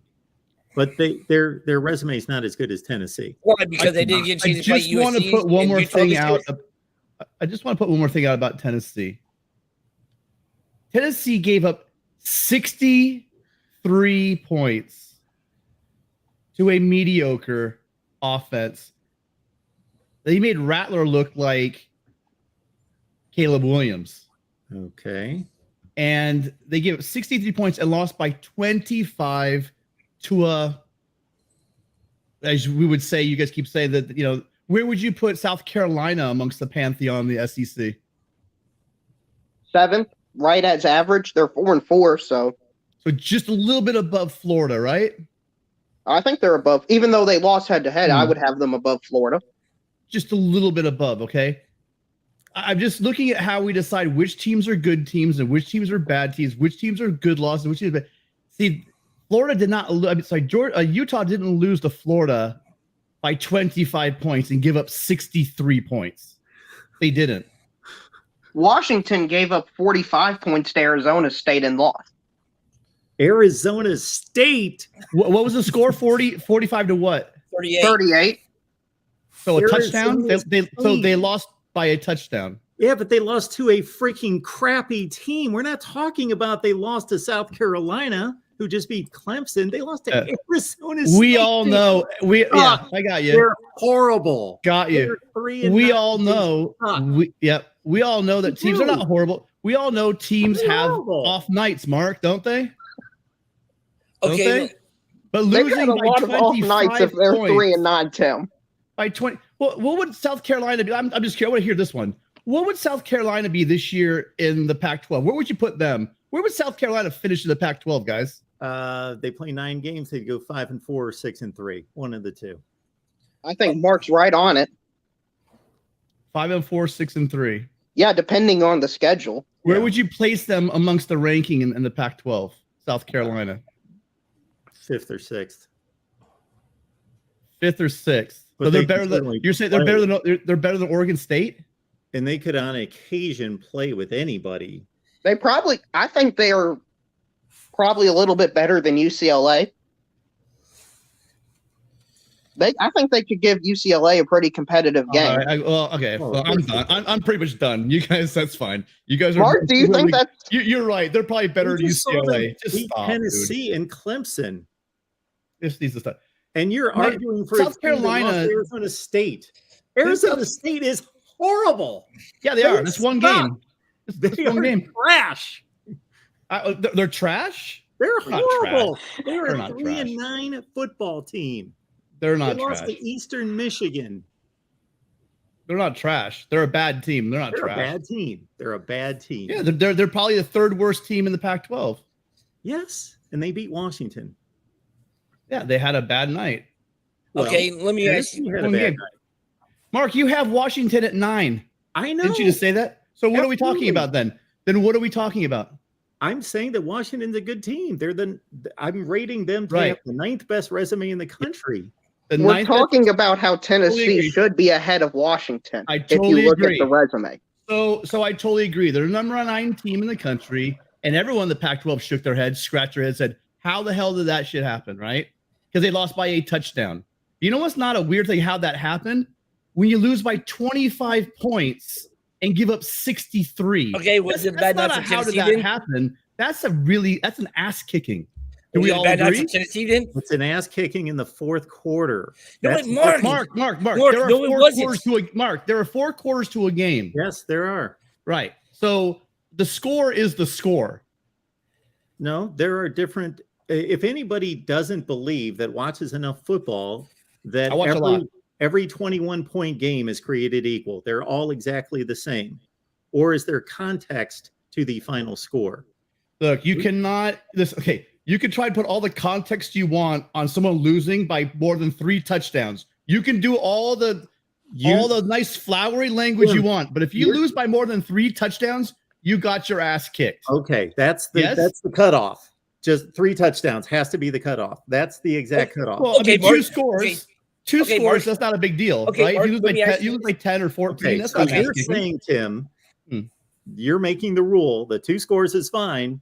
You're not bad. You're okay. But 3 scores suddenly becomes No, horrendous. ready? More than 3 scores. Okay. Is what I said. Mark, Okay. Mark, So let me 3 ask you- scores 25 is 25 okay. points. 4 scores. 25 points is 4 scores, Mark. However we do the math on. That's what's the Yes, 2-point conversion. absolutely. okay, Mark, let me ask you this. But I don't know how you can come up with a formula that just magically 3 scores is okay to lose by. What You're- formula am I you're putting within in? the ballpark. Mark, Or 4 you're scores. doing a false narrative. I didn't say anything about it has to be 4 scores. That's They what I'm lost by hearing. 25 points, Mark. I understand. But that's an okay loss because it's in some cases a 25-point loss to a team that just got into the top 25 is acceptable. Tim, come on. You have watched a ton of football. Don't Yeah. tell me in looking at the scores from any team, and we'll take it your USC team, that you wouldn't say, oh, we lost by a touchdown there. We lost by 10 there. We didn't look good in this 7-point loss versus this was a hell of a game. We lost by 10. It's not just the points, Mark. You guys just Exactly. lost. It's not just You the guys, it's kind of a similar thing happened to you guys against Michigan, but that was against Michigan. This is against South Carolina. Yeah. You see what I mean? To get boat race to the 4th quarter by a very, very great, excellent Wolverine team, that's, That's going to happen, right? And that's going to happen to a lot of teams. But you know what's not going to happen to a lot of teams? Not a lot of top 10 teams. They are not going to get smacked in the fourth quarter for 25 points by South Carolina. And that's my point. But they are going to get smacked by Arizona State. Arizona State's irrelevant. We're talking about Tennessee, and they got their asses kicked. We were making this started with the comparison between Tennessee and Washington. That might be your guys' comparison. I'm saying that Tennessee does not belong in top 10. I've been saying that for a while. But that's why I'm coming back with Washington. Yeah, I also didn't mention Washington. I was mostly focused on. You guys are injecting Washington into the conversation. Yeah, because I think Washington is probably the most obvious example of a team that should be ranked behind Tennessee. That's ahead of them. That's why I did it. I'm just simply I'm sitting here back in my chair, and why I say, hey, can I get back in here? I was literally hearing you guys trying to put so much lipstick on this pig that was turning red. I mean, you cannot. I can excuse what happened to Ohio State. There are some flaws on the defense. I even talked about this the other day, and I think that Knowles did a great job holding back that dam and holding back that deluge. But it finally came through, and my hat's off to Knowles for making a difference in that game and holding back the Michigan Wolverine. They did, but you know what? Tennessee didn't play Michigan, guys. They got boat raced by Rattler, South Carolina. You guys can sit here and SEC me to death all you want, but I can't sit back and let you guys really. I have so much respect for both of you guys' football knowledge beyond belief. But I'm listening to two guys who I really respect trying to explain to me that listen to South Carolina by 25 points in the fourth quarter, give it 63 points. It's South Carolina. Come on. They're a good team, guys. And then say, you know what? This is a top 10 team because top 10 teams don't lose that bad to a mediocre team. Yeah, they do. And I've taken you through history the last time you brought that up, Tim, to let you know that top 5 teams like Ohio State have gotten boat raced by mediocre teams. And throughout the rest of the schedule, what did they do? They won Big Ten championships. They won Rose Bowls. So they showed themselves a legit top 5 team, but they got boat raced by Purdue on a particular night. They had there you go, Michael. They had a Did bad Tennessee night. do that, though? Tennessee got their asses kicked, and they're probably not going to do anything after it. All right. Now, Mark, let me ask you this. Did Tennessee win a Rose Bowl? Did Tennessee go on? And Tennessee also lost. That was their second loss of the season. And they didn't go on a wonderful season like Ohio State did. No, they just got their asses kicked by a mediocre South Carolina team and then lost their starting quarterback, and they're not a top 10 team. They've only had one opportunity since then, and they blasted Vandy 59-0. And I know it's Vandy, but Vandy just knocked off 2 pretty decent teams. Well, I mean, if South Carolina is a really good team, Vandy's got to be at least good, right? They're better than Arizona State. At least the last month they've been. Well, we don't know because they haven't played each other. No, but I'm pretty sure we can make a pretty good guess that Vanderbilt would probably win if they played head-to-head. And Mike Rotonda, where the hell your name is? Tim, you lost to Utah? Utah's 12, buddy. USC's 11-1. USC's 4. You could talk smack last year, but you just sound like an idiot right now. So feel free. One scoop. From what I'm hearing with Tim's logic, man, if you scored another touchdown against Ohio State, then they would have been eliminated from the playoffs.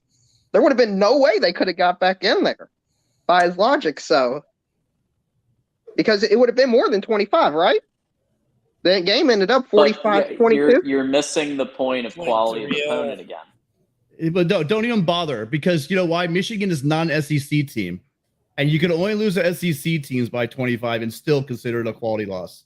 Michigan's a really good team. Ohio State's a really good team. They're probably 2 of the top 5 teams in the country. Yeah, Michigan might even be like a top 7, 8 team in the SEC this year. Do you think? No, Ariel? Michigan would probably be. They would probably be 2 or 1. Oh, probably. I mean, I don't know their schedule. It depends when they schedule because if they happen to play Georgia, Alabama, LSU back-to-back weeks, I'm not sure how many teams in the country can go even 2-1 with that schedule. In summation, losing by 3 touchdowns to the number 1/2 team in the country is not a bad loss. Losing to 25 by a fringe top 25 team, giving up 63 points to a team that got their butts kicked by Florida the week before. That's a bad loss. And you guys can go round and round. I didn't say it wasn't a bad loss. That I have said it's a bad loss. Yes, that is a bad loss. Giving up 63 points to anybody and losing by 25 points to anybody is a bad loss. That's a bad loss, and losing to Arizona State is a bad loss. They are both bad losses. Absolutely, they both are. I guess you have to look at the fact again that you're not giving enough credit to a Division I team. Losing by a touchdown and losing by 25 points, because the difference between Arizona State and South Carolina is not as big as you guys are trying to make it sound. It's not. Tim, the only win 9 and 8 and 4 is substantial. Let's look at Tim, the only win Arizona State has. Let's just go through this. Arizona State's losses are to USC, Utah, UCLA. I mean, I can go down a list of the losses. Wait a minute. I'm not letting you do that. You skipped over Eastern Michigan. You skipped over Eastern Michigan as their first They've loss had this tough season. moments. Am I putting them in the top 25 or in the top 10? I'm not. I'm saying come on, Eastern Michigan's on it. I think we all believe is on a different level than those teams you just mentioned. You're completely ignoring the rest of Tennessee's schedule and accomplishments. The difference between South Carolina and Arizona State is not the difference in that game.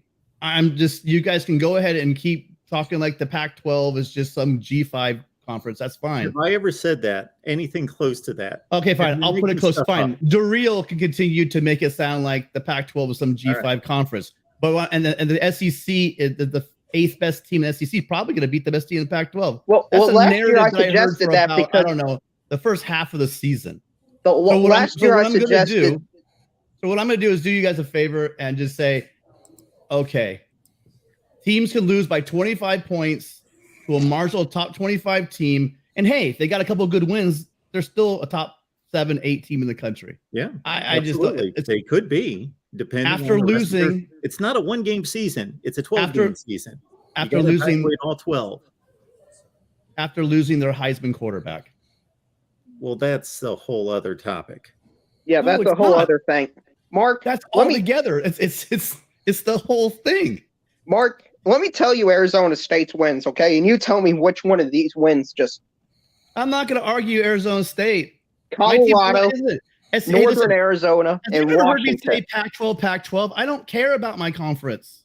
I care about my team. Yeah, but if in this teams, normal fans, unless they're again bottom dwellers, they don't live off of the top of their conference. That we don't do that. You don't hear Georgia and Alabama screaming SEC. You don't hear Ohio State and Michigan going Big Ten.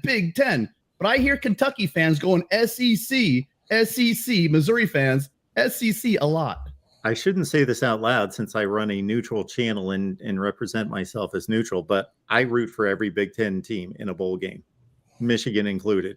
Bowl games, of course, but you run around saying Big Ten, chanting it in chat boards? No. But it just means more, Tim. It just means more. Well, Kentucky does have 20 straight non-conference wins. Please stop. I mean, 20 straight is a lot. Well, you guys got to play a non-con with a pulse, and then we could have a conversation. Louisville, Iowa, NC State. Those are decent teams. Virginia Tech at the Virginia time. Tech, and we beat Virginia Tech. We didn't even have we had a wide receiver play that game at quarterback. I'm talking to a guy that thinks a 25-point loss to South Carolina is a good loss. So I mean, whatever, that's fine. Hey, South Carolina is 8-4, man, and they beat Clemson. I mean, what does that say about almost the entire ACC? I mean, what's Clemson at worst? The second best ACC team? Oh man. I guess the ACC, by your logic, Tim, we can just throw them out, right? The ACC champion is going to have losses to Notre Dame and South Carolina. So as I've always said, the SEC is the best conference. No one's arguing that. But this idea that the gap is drastically shrinking. And you know what? The best team in the country probably is Michigan. And I can't wait to see the playoffs because they've got a good chance of winning the whole thing.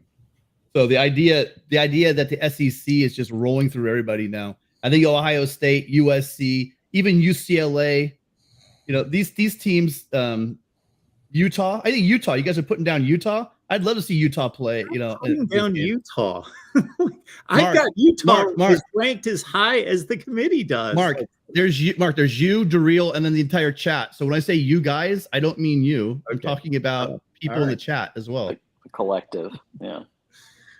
Yeah, I forget where I was going to go from this, but all right.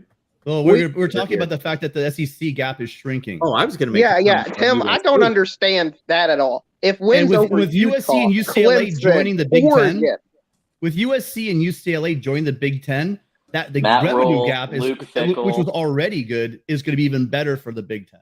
So is the SEC adding any teams? Wisconsin and Nebraska just leveled up on coaching.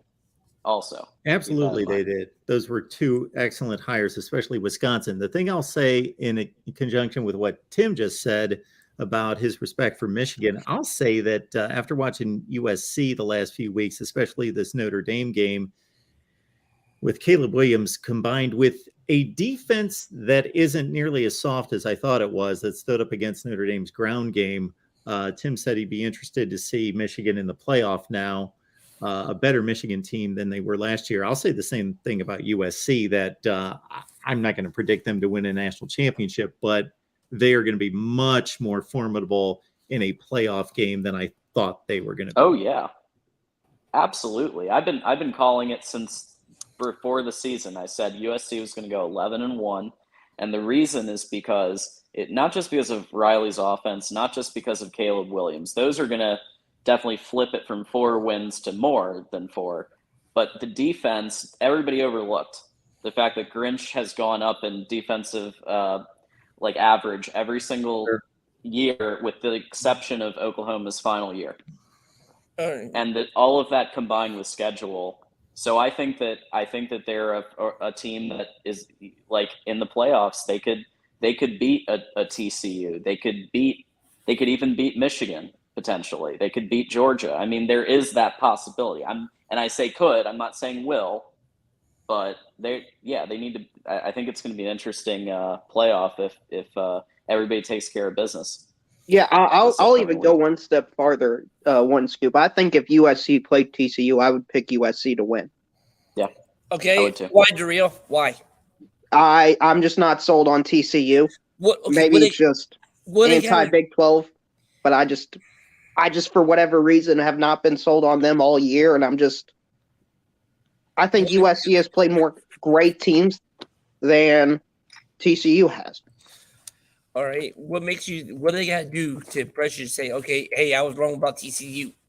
Win a playoff game. Okay. And at this point of the season, that's all they really can do. I mean, for their TCU standards and expectations at the beginning of the year, I'm pretty sure we can all agree they have well exceeded any and all expectations. So if you're talking about preseason expectations, then they're by far, in my opinion, they've done by far the best. But you're talking about beating expectations. Kansas State doesn't do anything? No, not to me. They're pretty good. I know Kansas State is good, but when you're in the playoff, I'm looking for great. Yeah, I'm not looking for good. But I think it gives them definitely a notch of additional credibility in their belt. Okay. Hey, Mark, what was TCU predicted to finish before the season started? By me? Yeah. I think 5-7. Okay. That's what they were last year. Okay. That's my guess. I believe so. So you predicted around 500. My thing is, look how long these guys. Yeah, it's like these guys. You get them down, but they keep being resilient, and then they come back and beat you guys late. Does that got to account for something? Of course, it does account for something. They're going to be making the playoffs most likely. That's Michael, what it counts for. I think the Real's point is there's just a chasm between reaching the playoffs or being in playoff contention versus winning a playoff game. Do you understand? I understand. But I understand. Do you understand what teams have won playoff games in the playoff era? It's a list that's like that long. Okay, has USC won a playoff game? No, I'm pretty sure actually one scoop John is the Michigan fan. Last year's experience with their team, I'm pretty sure he can tell us about the chasm. There is one. There's a difference. There's a huge difference. There is. Well, if we're going to mention that, I have to say one thing, which is that the goals of the team last year were very definitively beat Ohio State and win a Big Ten championship.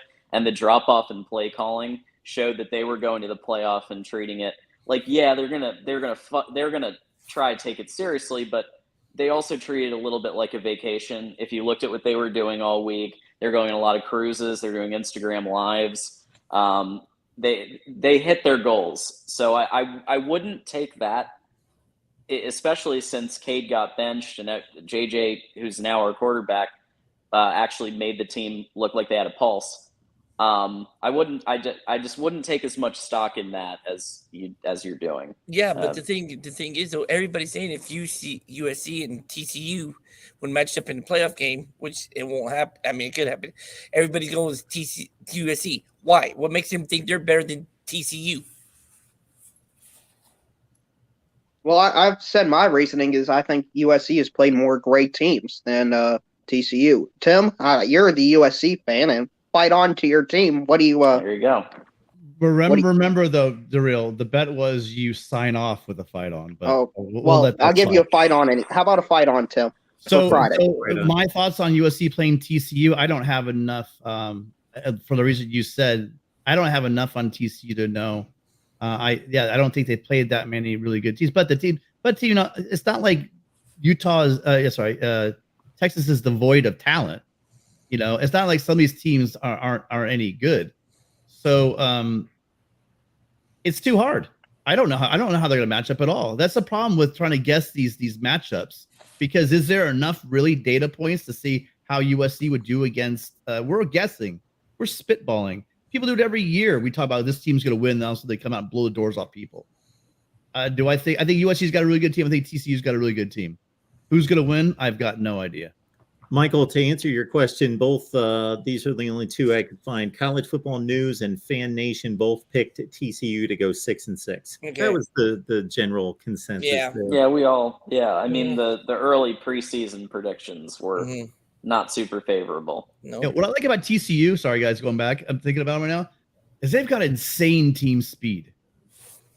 They've just got when I watch them play, it just seems like they're faster than everybody. And I've seen, and I bet you they are going to be a little bit undersized.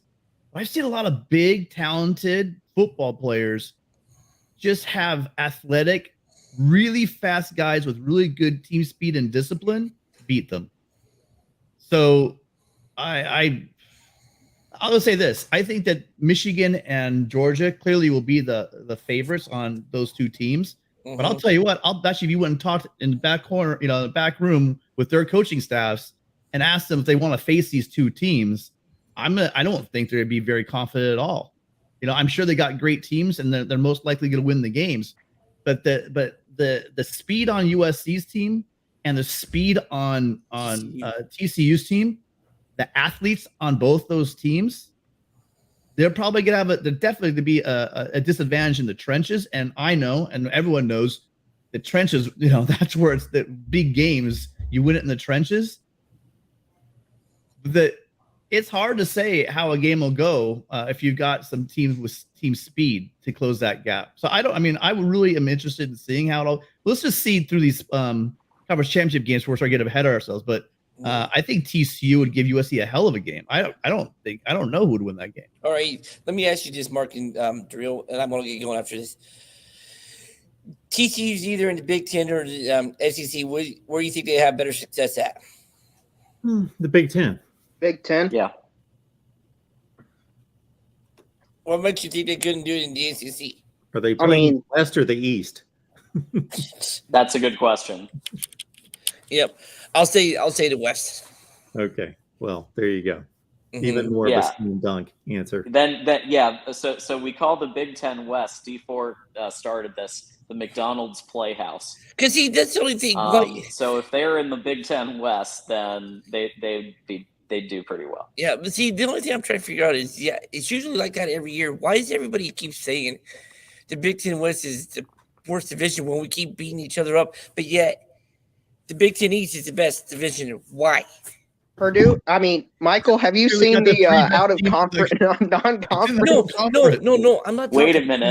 No. I'm not talking out of. I'm just Time talking out. the Is conference there a games. few teams in the Big Ten East that might be pretty good? No. I'm take out of conference out of it. Take the out of conference out of it. Just That's all you can go by. Obviously, the Big Ten West, Michael, here's an education in both sports, structure, standings, and math. If you take the Big Ten Western Division and you line up all the wins and losses against each other, you know what it totals? It's going to be the same. Thank you. 500. How do you evaluate that? How do you judge that? But why is it like that every year, unlike the East? Because they don't win against anybody else. When was the last time the Big Ten West won the championship game? It never has. Exactly. Yeah. They're 0-8. Now, to your defense, I'm gonna fight for Michael a little bit here. To Michael's defense, if you add up the wins between the Big Ten East and the Big Ten West against each other, it's pretty close. It's not a slam dunk for the Big Ten East over these 8 years. But you know what the issue is, Michael? That the East has had really, really good teams, and then they've had Indiana and Rutgers and Maryland when they've been awful. Okay, what about Penn State when they've been pathetic? Hang on, Michael. So they've lost all the games and they've won all the games, while the Big Ten West has just been a lot of like decent teams. So when you throw them all together to play a complete schedule, it's almost 500. The East is only a few games higher each season than the West, but that doesn't matter toward winning a championship. What matters is how good you are at the top, and the teams in the East are so much better than the teams in the West every year. Michael, let's put it this way. Where would you rather Purdue play? In the East or the West? There's been some years I say stick in the East, and some years I say stick in the West. But John, where would you rather play? In the East or the West? Oh my God, the West. Mark, where would you rather play, the East or the West? Send Ohio State to they'd be playing in Indianapolis, and they would be undefeated right now. Mm-hmm. Michael, let me this you can definitely answer. What was the halftime score when Ohio State played Purdue last year? What was it? 49-0. No, it wasn't 49. Now the final score was 59-31. It was like 35-17, I think it was. No. Anyway, regardless, it wasn't anything close. It was like 42-0. 42-7 at halftime. Anyway, yes, Michael, there's no comparison between the East and the West. Yeah, okay. I'm just trying to figure out how is it they were just, and I mean maybe other people has too, but how is it those top three teams, the top two teams there is always good, but you could say like even with Penn State, it's been mediocre. Michigan State's been mediocre. Yeah, but who are the top teams in the West? It's usually been like Wisconsin or Iowa. Yeah, and when they're at their very best, like Wisconsin, they're a really good team. They're like a top 12 or 15 team in the country, but that's their peak. That's their ceiling. 10-2, win a bowl game, go 11-2. That's their very best. And that's good. That's really good, but that's the ceiling for the whole division. It's been Wisconsin. Basically, it's been the ceiling for the division, and they can't do that every year. Mm-hmm. But what I'm just trying to think, though, is is it based because of the recruiting or what, the talent, or what was it?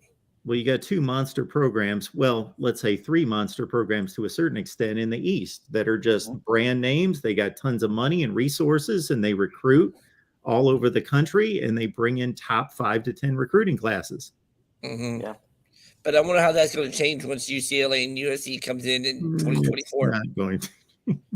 No, I mean, because Michael, don't listen to Mark. It's going to change. USC. No, I'm not talking about USC. When I say that, Tim, I'm not talking about USC not being a factor. I'm talking about for those other teams in the Western Division. No, I do mean. I mean, well, look at the new coaches. I mean, there's some new.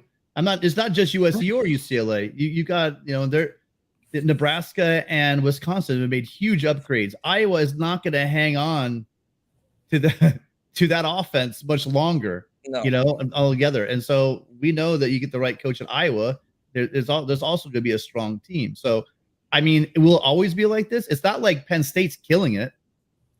I mean, they're a good team, but they're not killing it. and then Maryland, and like you said, Maryland and Rutgers.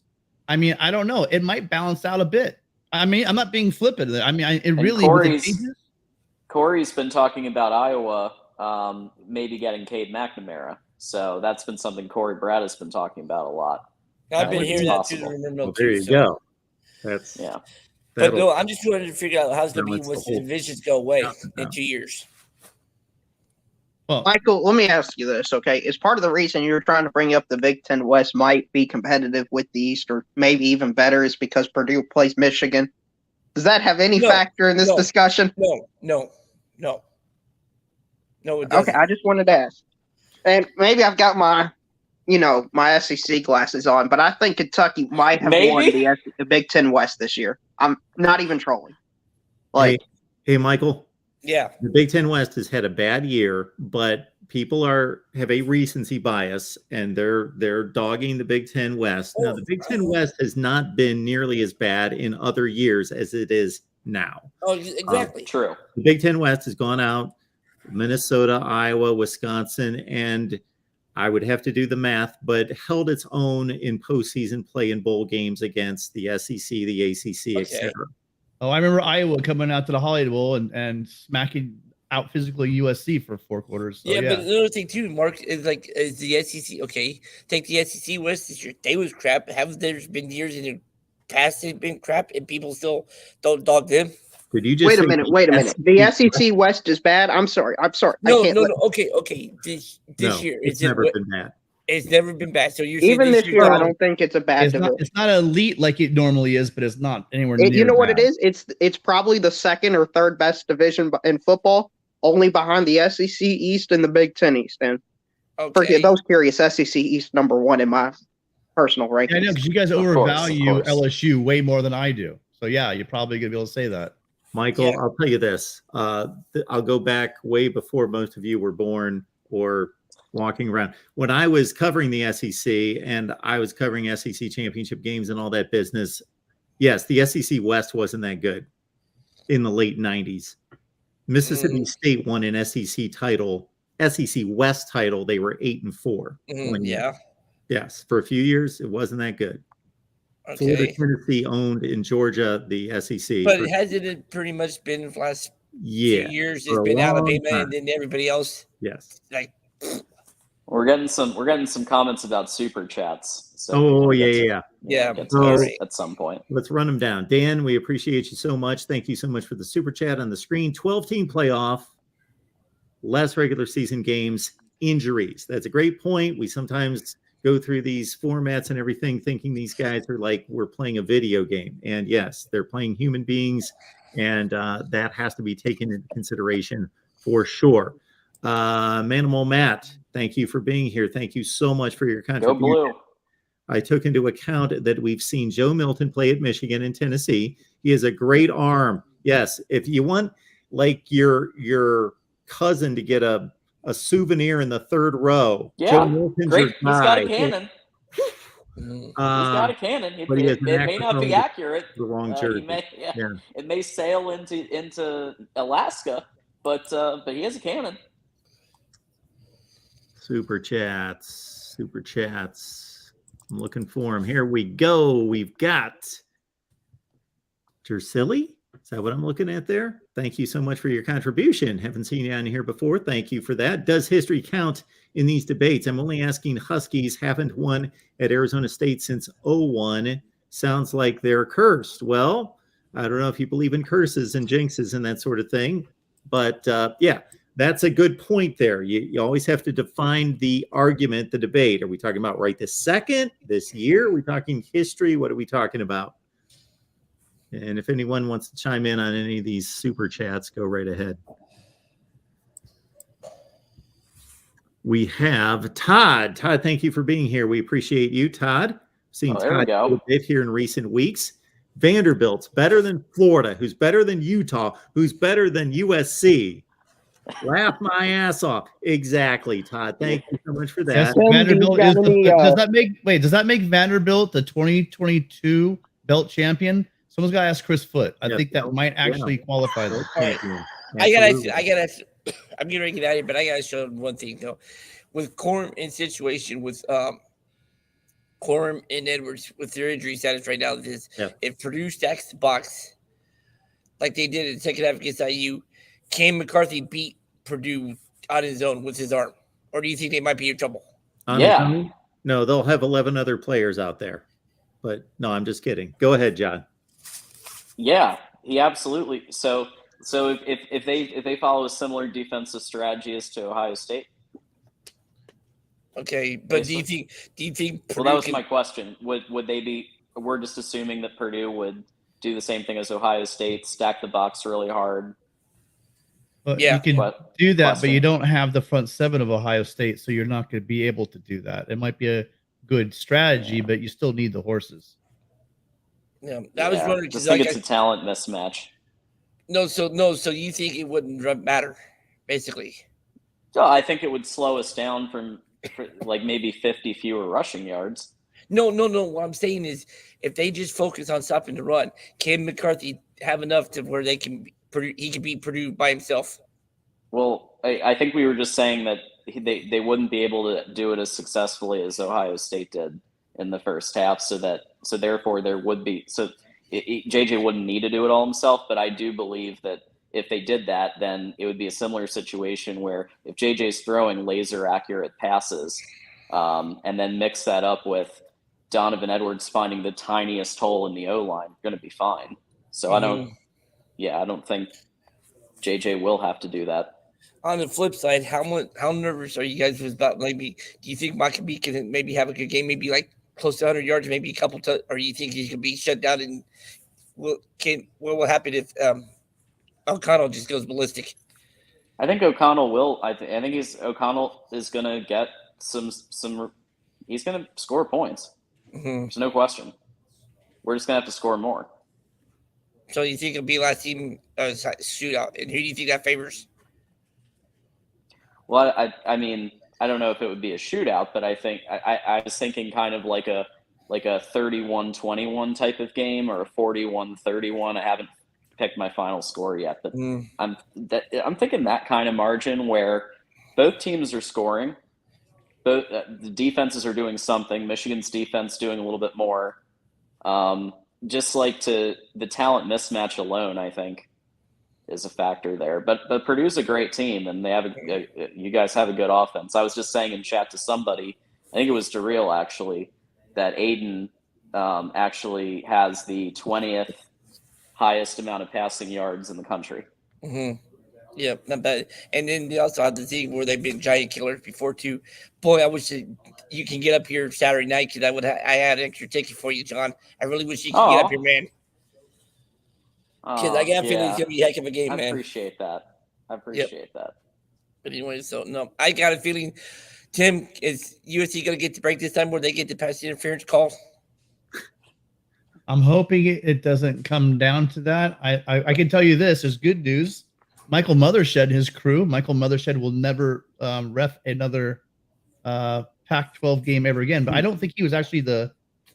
I remember. I don't think he was actually the referee or his crew in that game. But listen, the reason why I'm confident against Utah is not because of anything other than the fact that I think that this is year one for USC, Lincoln Riley and this team and his defense, and they have been getting better every single game. Mm-hmm. And Utah is just dinged up. I think it's unfair. We're playing a team that's hurt, but you know what? There's nothing worse than a wounded animal. And they got it. Whittingham's a great coach. You can't ever take these teams for granted. I've watched enough USC Pac-12 football to know that anything can happen in this game. I'm confident again in the fact that I think we're getting better. We're playing our best ball right now. I think that Caleb Williams is truly becoming Superman. But at the same time, they're hurt. So I think we're both going in different directions right now, and it's still gonna be a good game. Yeah, in case you wonder, it's Mark Duddy who is the official, who is the referee for that game. All right, guys, I've taken too much of your time, but thanks anyway. Mark, it's gonna be fun this weekend. I got a feeling. Thank you, Michael. Appreciate All right, guys, you. have a good one, man. See you, Uncle Ed. Yeah, Michael. Is Purdue unranked? Yes. Oh well, Currently. I believe they're more dangerous unranked than ranked. So agree. That's been the history. Dan Rutherford, thank you so much for the contribution. There needs to be an option to pay $5 to eliminate a call-in participant. 12-team playoff is going to get kids hurt, cut some games from the schedule. Oh, I'll totally go away if you want to pay $5. Well, Absolutely. no, hold on. Look at the avatar. He doesn't want you to go. Oh. I'm guessing. Hmm. I'm guessing it's me. Yep. Send in some money. I can get out of here. Erica, I've forgotten what you guys are debating about at this point, but I love the passion. Thank you, Erica. Go Hawks, Erica. Eric and I were hanging out in Corey's channel yesterday. He did a little call in about Cade, and that was a good time. But thanks for all y'all being nice. Appreciate it. Absolutely. I think we've hit everyone. I think. And yeah, thank you everyone for the contributions. I believe we will get to our final call of the night. How about that? We've got Christopher on the line. Chris, how you doing? Hey, Yes. Chris. Yes, I get to answer my question. How are you guys? What's going on? How are you doing, Tim? I like I'm you. doing wonderful, Chris. How are you? Chris, Doing all right. good seeing you, man. Thanks, Darrell. I'm sorry, I get a little sarcastic in the chat. I just get so. No, you're fine. You're cool. I have nothing against Tennessee. I actually think they're a great program. You know, I don't know if you're aware. I think Mark shared it with some of you people, maybe not. I did a fairly comprehensive, what I think was a fair, assessment of. It's under the all-time programs, and I can't remember exactly where Tennessee was, but they're amongst the very best from all-time percentage. I don't know exactly. I think Tennessee's probably one of the 10, 15 greatest programs of all time. Well, I think they're closer to the top 5 or 6, but I can't tell you for sure because I don't have it right in front of me. But if you go under all-time program rankings, Mark did a podcast on it. You'll see where I put them, and it's not really me doing it, but make Chris, of it what happened to your rankings you do underneath Mark's team? That actually makes sense. I liked looking at those rankings. Now I didn't agree with every single one, but I agreed with the general placements of the teams. And I will give you some credit. You were really high on James Madison early in the season, and James Madison was a nice story this year. I got to think so. Well, like I try to explain it, it's not really. I mean, yeah, I guess in a way it is me doing it, but in a way it's kind of not. But I don't really need to get into that anymore. That's kind of been already discussed. But yeah, if they were rated high, it was because I think in my opinion, they deserve to be there. But they haven't really finished that strong, so I don't. I think when you start to lose, that kind of changes the percentage of where they're at. But oh yeah, it should. I think it should. Okay. Anyway, Tim mentioned, and so I hope you don't mind. People don't like talking about the belt. It's not. I didn't invent the belt. I mean, I'm just. But if you want, to be honest, I'm just teasing you. I honestly don't even know what the belt is, but that's okay. I'll go back and watch one of the explanations. It's like You a don't need to boxing make it for me. championship, Tim. Huh? Yeah. It's like a boxing championship. Like you win the belt, and despite what John's record might be, if he fights you and wins, if it's for the belt, he wins the belt. Then the belt can get passed on to each team. So who starts with the belt? The then? champion. So who starts with the belt? Because we need a champion. Baylor took it into this season. I mean, that's just who it was, and then it's been passed on since then. And it wouldn't be that hard to figure it out. Baylor lost to BYU in overtime. I think BYU lost to Oregon. I think Oregon took it to Washington, and I think it's Washington's right now, isn't it? Wait. Georgia was a champion. So wouldn't someone have to knock out the champion to get the belt? Well, that's another subject. If you want to make it about that, then yeah, you're right. But that's not what the belt is. So, Chris, clarify this. Does it go season to season? Does it goes to the next season? It transitions, correct? And I remember I followed you at some point where we were with that. And there was some kind of Ole Miss got it from somebody in the SEC because Alabama had it from the previous year. Was it? No. Wasn't it Alabama from 2020, correct, as the national champion? They won it. They won it. They had that, yeah. Yeah, and then did Ole Miss beat Alabama, and then Baylor took it from and I think who beat Texas A&M? It must have been Texas A&M. Yeah, that's what it was. Texas A&M beat Alabama. Then Right. Ole Miss beat Texas A&M.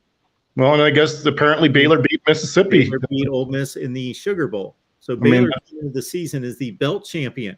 How about that? until they lost to BYU, and then it was BYU. And then Oregon Yeah, beat BYU absolutely has to be the belt champion. Of course. Yes. That's not what I'm saying. I mean, if you want to make it about BYU, go ahead. I didn't do it so BYU could win it. That's just who took it. Who is the That's current true. belt champion, Chris? I mean, you guys are sarcastic about it. I kind of don't really appreciate that. Like, oh yeah, I did it so BYU could get credit. Okay, yeah, that's why I did it. I knew in advance that BYU was Chris, going do you know who has the belt You're just having a now? laugh, man. Don't take it personally. It's Well, not. it's I kinda hard promise you, not- it's kinda not hard- personal. It's kind of hard not to when you be sarcastic about it. I didn't give it to Baylor. I didn't Okay. give it. All right. Well, okay. So the question was, who has it now? Okay. Well, it was Oregon until they lost to Washington, so I guess it would be Washington at the moment. But the thing is overtime kind of enters into it a little bit, and so I think kind of what it was split there for a little bit. But I think Texas Christian, has the split side of it. So we're good on Texas Christian as long as they don't lose. But what I like is a unified championship is kind of where I'm coming from with it. Now we can say whatever we want to about Utah maybe being a better team than Washington. I'm not. I guess in what was it in the rankings they came out with? I guess if we go on rankings, then I guess it is Utah. But I kind of think now it's another missed opportunity, whether you agree with me or not. Why isn't it Washington playing USC? I think to me that's like a no-brainer. It's like, okay, you can give me a million reasons why it shouldn't be, maybe, and I think all of them would be terrible. If you want my opinion, I think we shouldn't even be debating about whether. I think it should be Washington versus USC. The winner advances. Well, not necessarily. I guess if Washington beat them, maybe not. But ideally, I guess in the perfect world, the winner advances. But now we have to deal with the split championship, whether we want to or not, and I think that kind of sucks. Okay. So Chris, let me try to re-explain what you said, and let me see if I got it correctly. So your point was Utah already beat USC. So because of that and USC having their place, you don't want to see a rematch in the Pac-12 title game.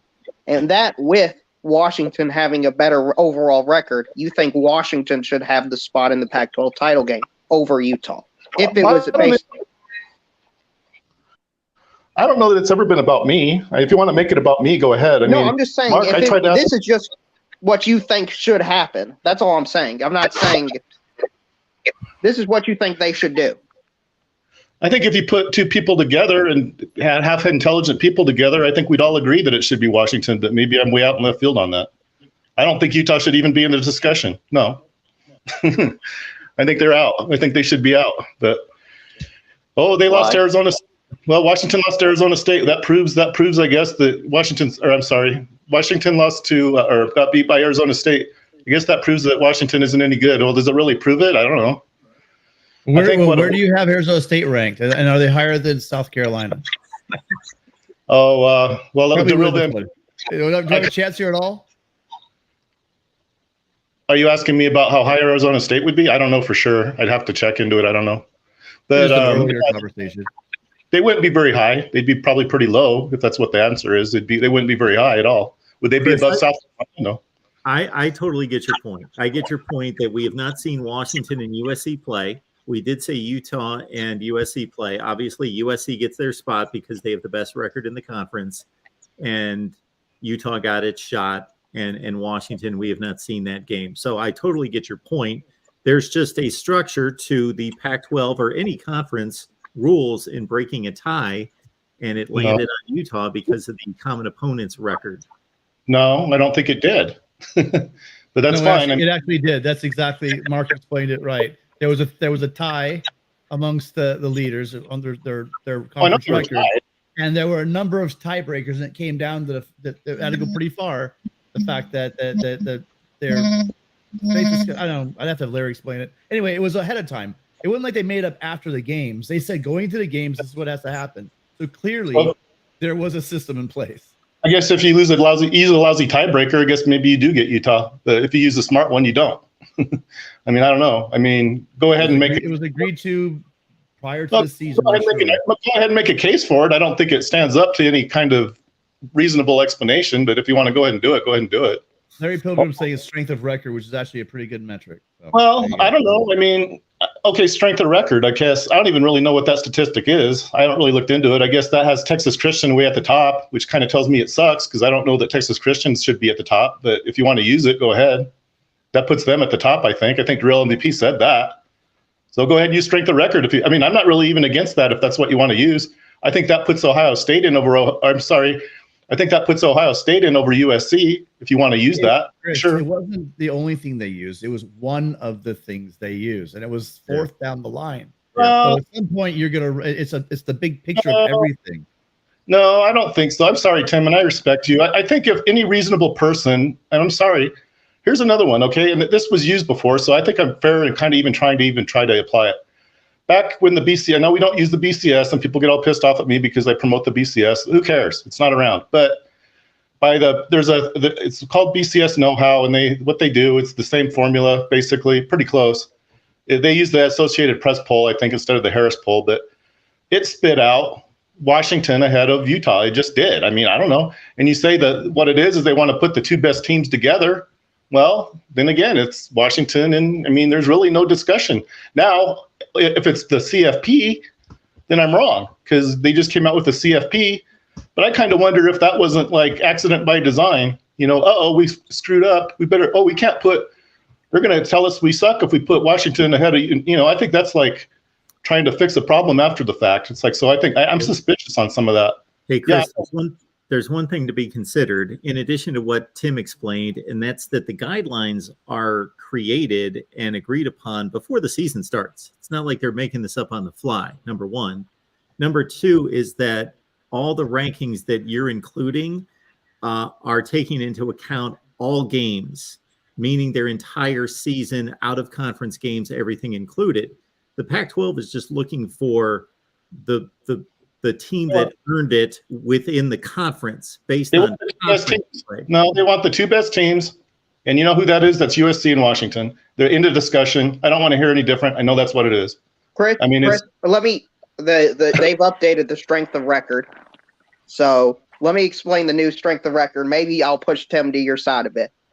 TCU's 1, Michigan's 2, Georgia's 3, Ohio State's 4, Alabama is 5, USC 6. Well, here's where I want to push back. It's because the strength of record within a conference, not because it's based on. Here's the thing: it's within a conference. Once you start spreading it out, then it becomes a little more subjective. Let the real MVP finish. Where was Washington and Utah? Oh, let me go. And I want to ask you as well. Utah is 19th. Washington is 12th. Okay, there you go. End this discussion. As far as I'm concerned. State is 16, by the way. Well, there's other factors. No, I don't think so. If we said we had to do it by strength of record, well, there you go. It's Washington again. What I just said I said Larry Pilgrim said his strength of record. I said I don't know what the fourth tiebreaker was. The strength of record within the conference, not. Oh, I don't have that. I don't have the strength of record within the Pac-12. I have the strength of record overall. Exactly. That's what the Pac-12 is determining. Just like every other conference in America, they don't take into consideration non-conference games. Well, they're entitled to put whoever they want in there. Don't get me wrong. It's like, who am I to tell what somebody should do with their own? You know what I suspect, though? And you call me nuts. It's very hard to beat a team twice in a row. Advantage USC is what this is. That's just how I see it. I think it's Chris. In order for your thoughts to be logical, they would have to have come and gone back in. So known this season, gone back in time, set up this system so that when we got to this point, USC would have the easy win.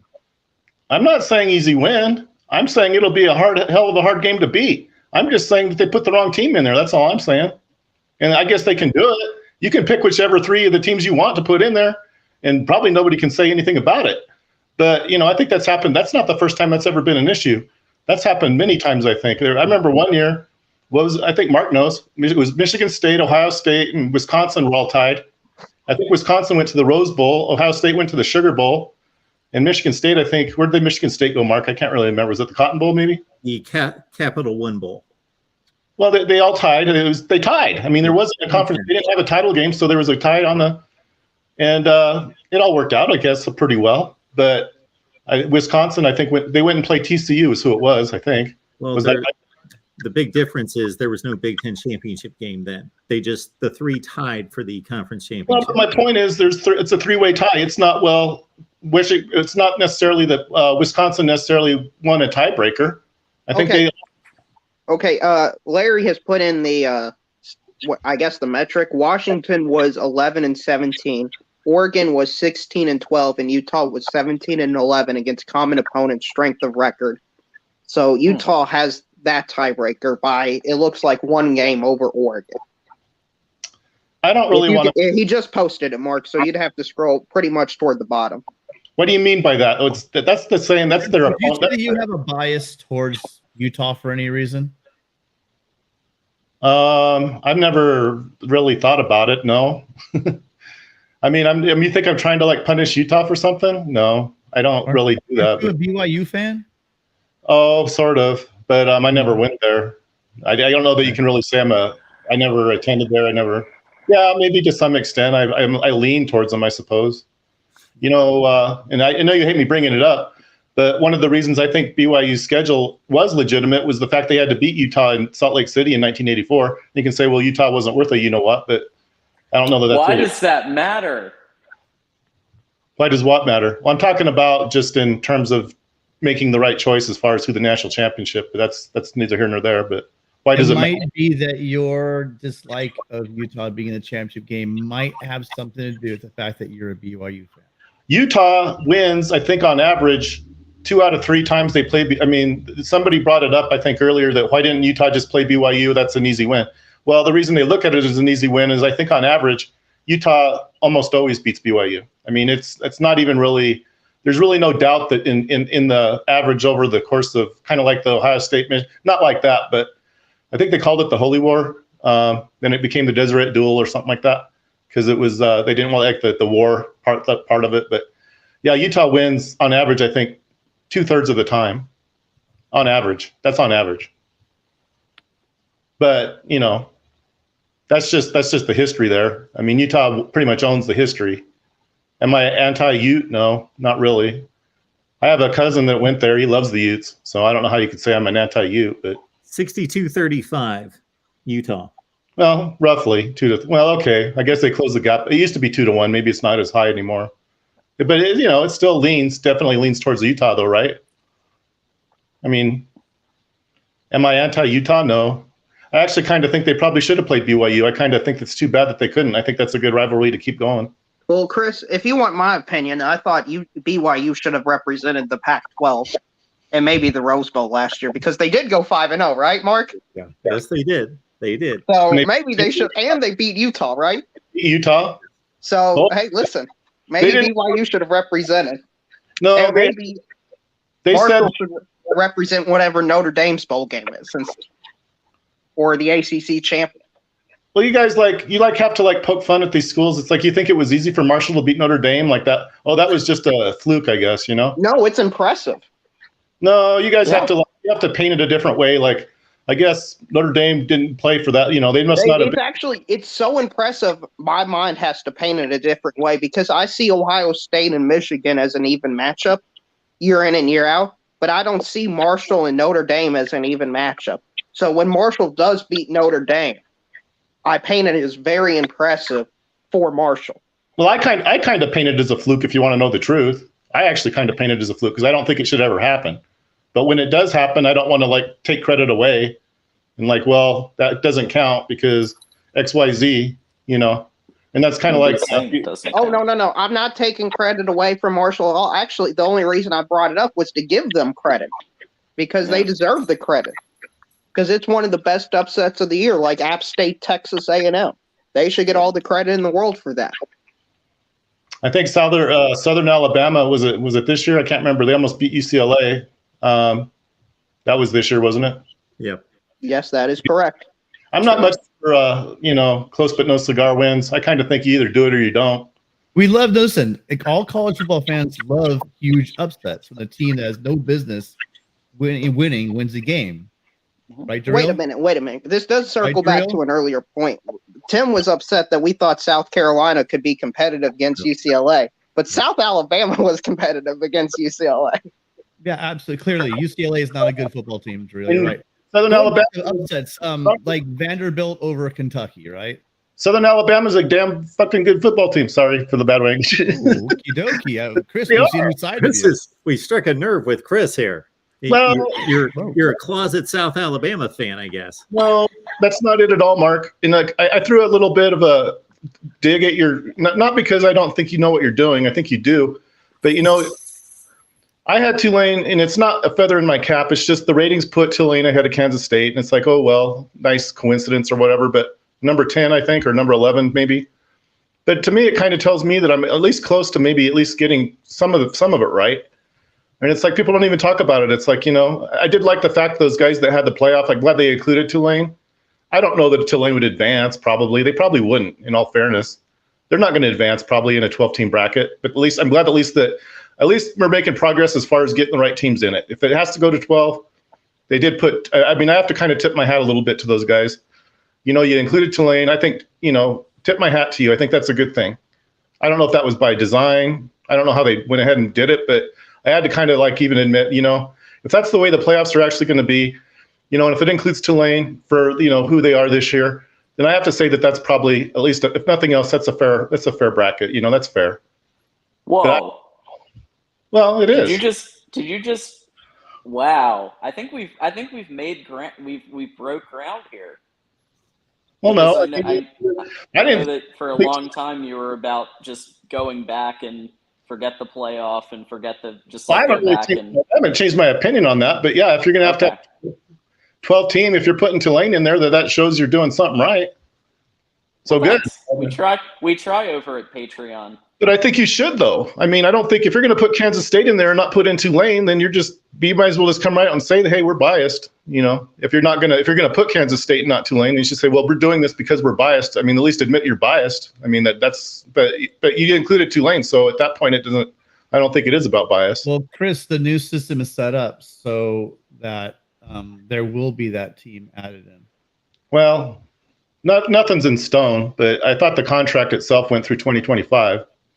Am I wrong? It kind of is. It's determined, and it's. Well, there's a G5. There's a G5 team.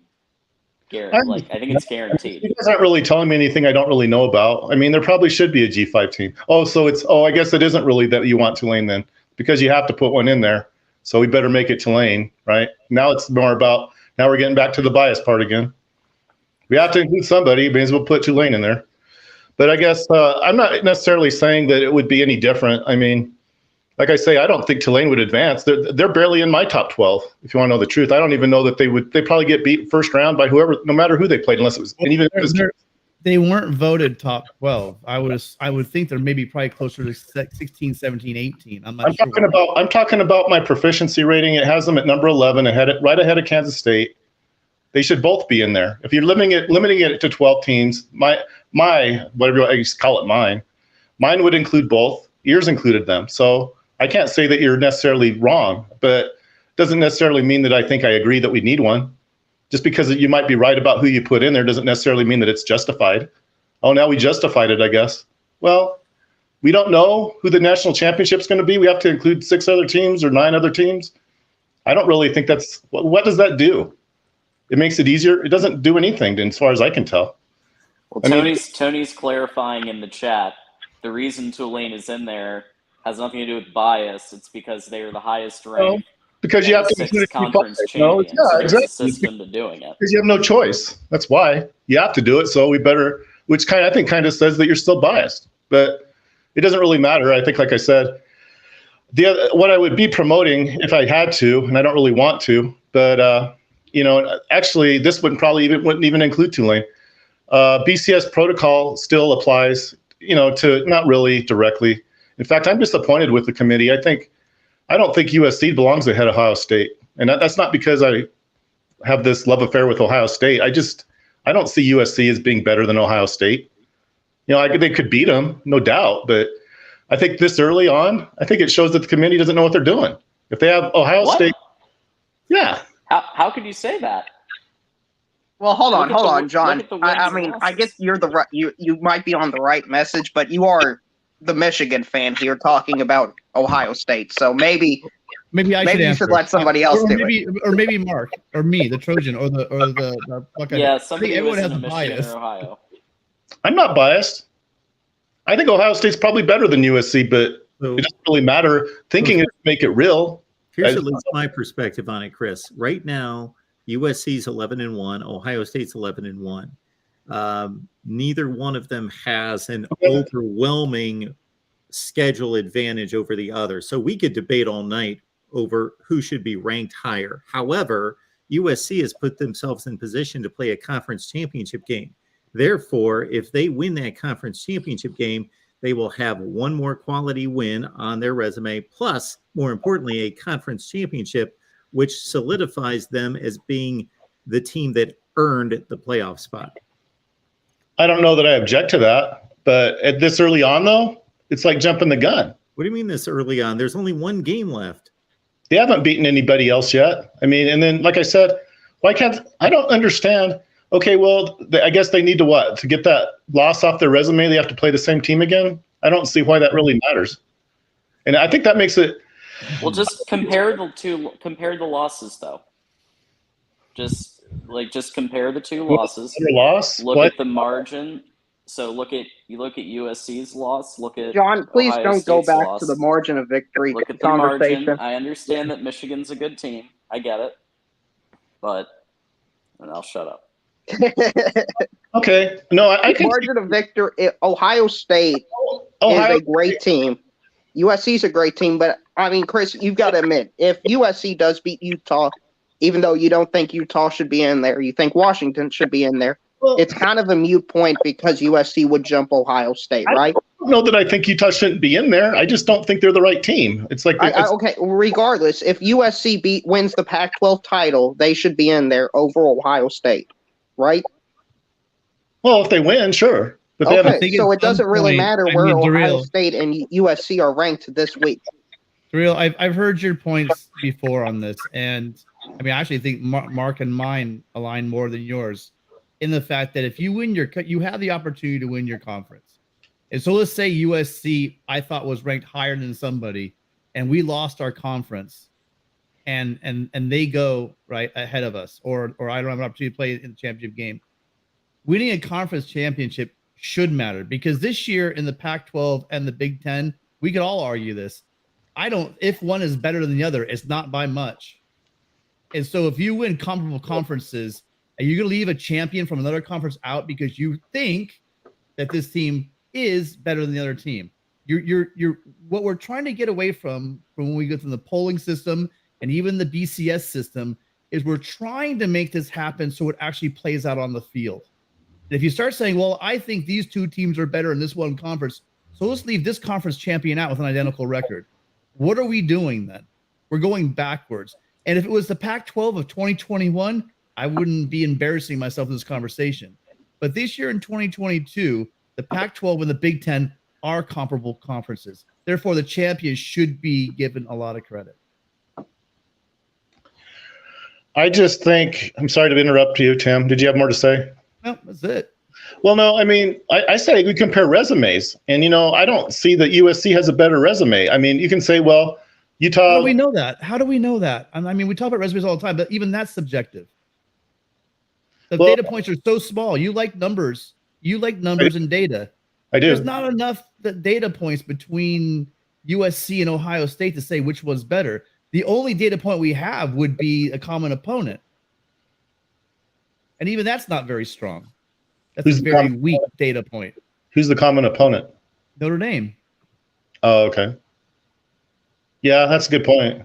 I agree with that. But one game, one team is to choose who's better because of that there's just not enough data. No. So what you have to do is fall back on the fact that we have two teams. That's a wash. Both teams have the opportunity to win their conference. That's a wash. One team may win their conference, the other team didn't. Therefore, you defer to the team that won their conference. I don't know how the common opponent applies if they both beat them. I mean, that's kind of getting back to what I was trying to make about the team that should have gone to the. We don't have to guess about who should go. It should be Washington. There shouldn't even really be a debate about it. It should be Washington. We should all be like, yeah, they sure did the right thing by putting Washington in there. Instead, we're talking about Utah, who, in my opinion, was probably the least qualified as far as like you say, common opponent. Is if it, so it's obviously not based on common opponent. The least qualified? Out of how many? You have Just 3 talking teams about least qualified versus 3 teams qualified, and 3 equally. I'll make it fair. 3 equally qualified. Well, let's look at resume and all that.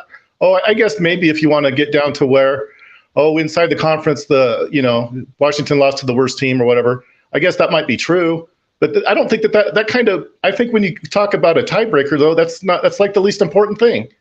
You go, that might apply later down the line. We're talking about resume, and Washington beat Oregon. Oregon beat Utah. That's it. We know it's Washington. I mean, That's I don't. why, see, this is the problem, and this is where I want to go with this whole thing, and I'll be done. That's why we need to get away from this resume, the top best teams, etc. Blah blah. If we want to do that, then let's call it an invitational, like we've all been kicking around here for the past 6, 8, 10 year, 6 months, a year. If you want to call it a playoff, you put the top teams that win their conferences up against each other, and whoever wins, win. And if you want to be in the playoffs, you win your conference. How difficult is that, really? Well, and because for we some had 4, conferences, Tim, it's harder than others. Chris, and because we had 4, it was always a messed up system because you're trying to do a playoff with 4 teams and 5 power conferences, and then independents and let's say G5. But let's just call it just a 5. If we really want to make this a playoff, why don't they just go to the 5 teams, 5 and 4? There's a little bit of subjectivity, but 5 and 4 play in, and you go from there. That's how it should be done. It won't. You know why? Because there's more money in getting more games and more teams and making it into a circus. One thing, I don't necessarily want to push this because it goes against what you guys are wanting, which is greater participation, which isn't necessarily a bad thing.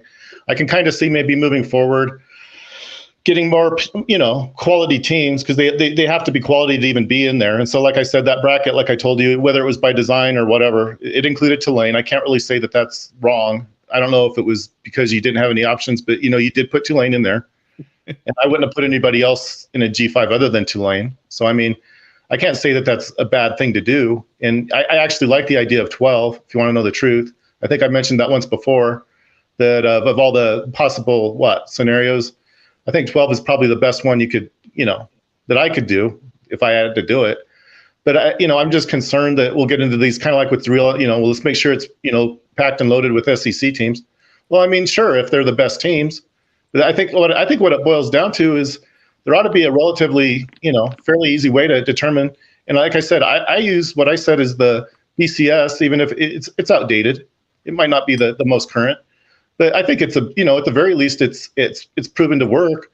And I don't know that probably wouldn't even include Tulane. I don't think it does, but something that's maybe been they've gone through and maybe worked out just put the top 12, cut it off at 12. And it doesn't even have to be, if there's no G5, there's no G5. You don't have to have a G5 in there if they're not qualified. Like I say, my rating actually would have included Tulane, not because I want it to, it just would have. They would have been in there along with Kansas State. So, I mean, what you're having actually is relatively, I think, relatively close to what I want. I just don't know that we need it. Okay, I'm going to try to bridge some of the gap here between you and what Tim wants. Okay. So, Tim, you want the best. Bridge the gap, and then we're going to burn the bridge as soon as you get done. Okay, so what I think should happen, I think if you want the 12 teams, that's fine. And if you want the representation, that's fine. But I think the ranking should just be based on how good the team is. And you shouldn't give buys to any of the conference championships or anything like that. If TCU happens to be ranked as the 9th best team, then they're the 9th best team and they should have to play whoever they play. I think that would be a happy medium for both sides because the people who want the representation of all the conferences plus the G5 get it, and the people who want the merits of who people believe are the better team get that as well. So I think that would be the best system. All right. The real, we appreciate it. Chris, thanks for jumping on. Well, can I add one more thing, Mark? Here. Yes, if it's 10 seconds or less. I don't think point of victory really matters. You either win or you don't. You win by 100 points. I don't know that changes anything. That's just an opinion. I don't think it really makes any difference unless it goes into overtime. Thanks, Chris. All right. Have a good night. Here. All right. There we go. All right. One scoop. Appreciate you being here. Absolutely. Just want to Yeah. say join the Patreon. Yes. Join the Patreon, folks. Please get to talk to these guys. You got Tim here. You got One Scoop here. You got a lot of other great folks. Hey, hold on, Daryl. When are you joining the Patreon? Call them out in front of everyone. Yeah, thanks for the call out. Shameless call out there, Tim. I'll pay for yours if you want to try for 1 month. No, I'm good. I'm good. But thanks. Shun us like that, really? Okay. So the other things that you get with Patreon, you got everybody asks me about joining the panel for After Dark, and like, you have too many Michigan fans and you have too many this type of fan. Well, guess what? Join the Patreon, and you too can be on the College Football After Dark panel. If you're a Buckeye, if you're a conference that we don't get a lot, like a Big 12, it doesn't matter. Just join the Patreon. You can come onto the panel. Patreon.com. Search Mark Rogers TV. Sign up right there. I'll leave the link in the chat. All right. Been fun, guys. Appreciate you being here. Absolutely. Thanks as always, Mark. As always, thank you. Tim, throw up those V's, man. Throw up that V, because Friday we're going to see a USC victory over Utah, I believe. 50-28. Fight on, Tim. Go Cats. Daryl. Go Cats, baby. Talking basketball, of course, at this point. All right. Yeah. You can join us on the Discord, and you get a lot of other benefits there at patreon.com. Search Mark Rogers TV. And with that, we are out. I've got all sorts of content coming your way, as we typically do. So if you look at the channel, you will see that we've got conference championship game previews rolling out. We will have even more, as well as I sized up USC versus TCU versus Ohio State and released that a couple hours ago in regards to a resume decision there, if it comes down to it. And there we go. Whole lot of other content. Tomorrow, we are live with Oklahoma, Michigan, Florida State, and Miami on those respective channels. And we hope to see you starting at 12:30 Eastern on the OU channel. We'll see you tomorrow.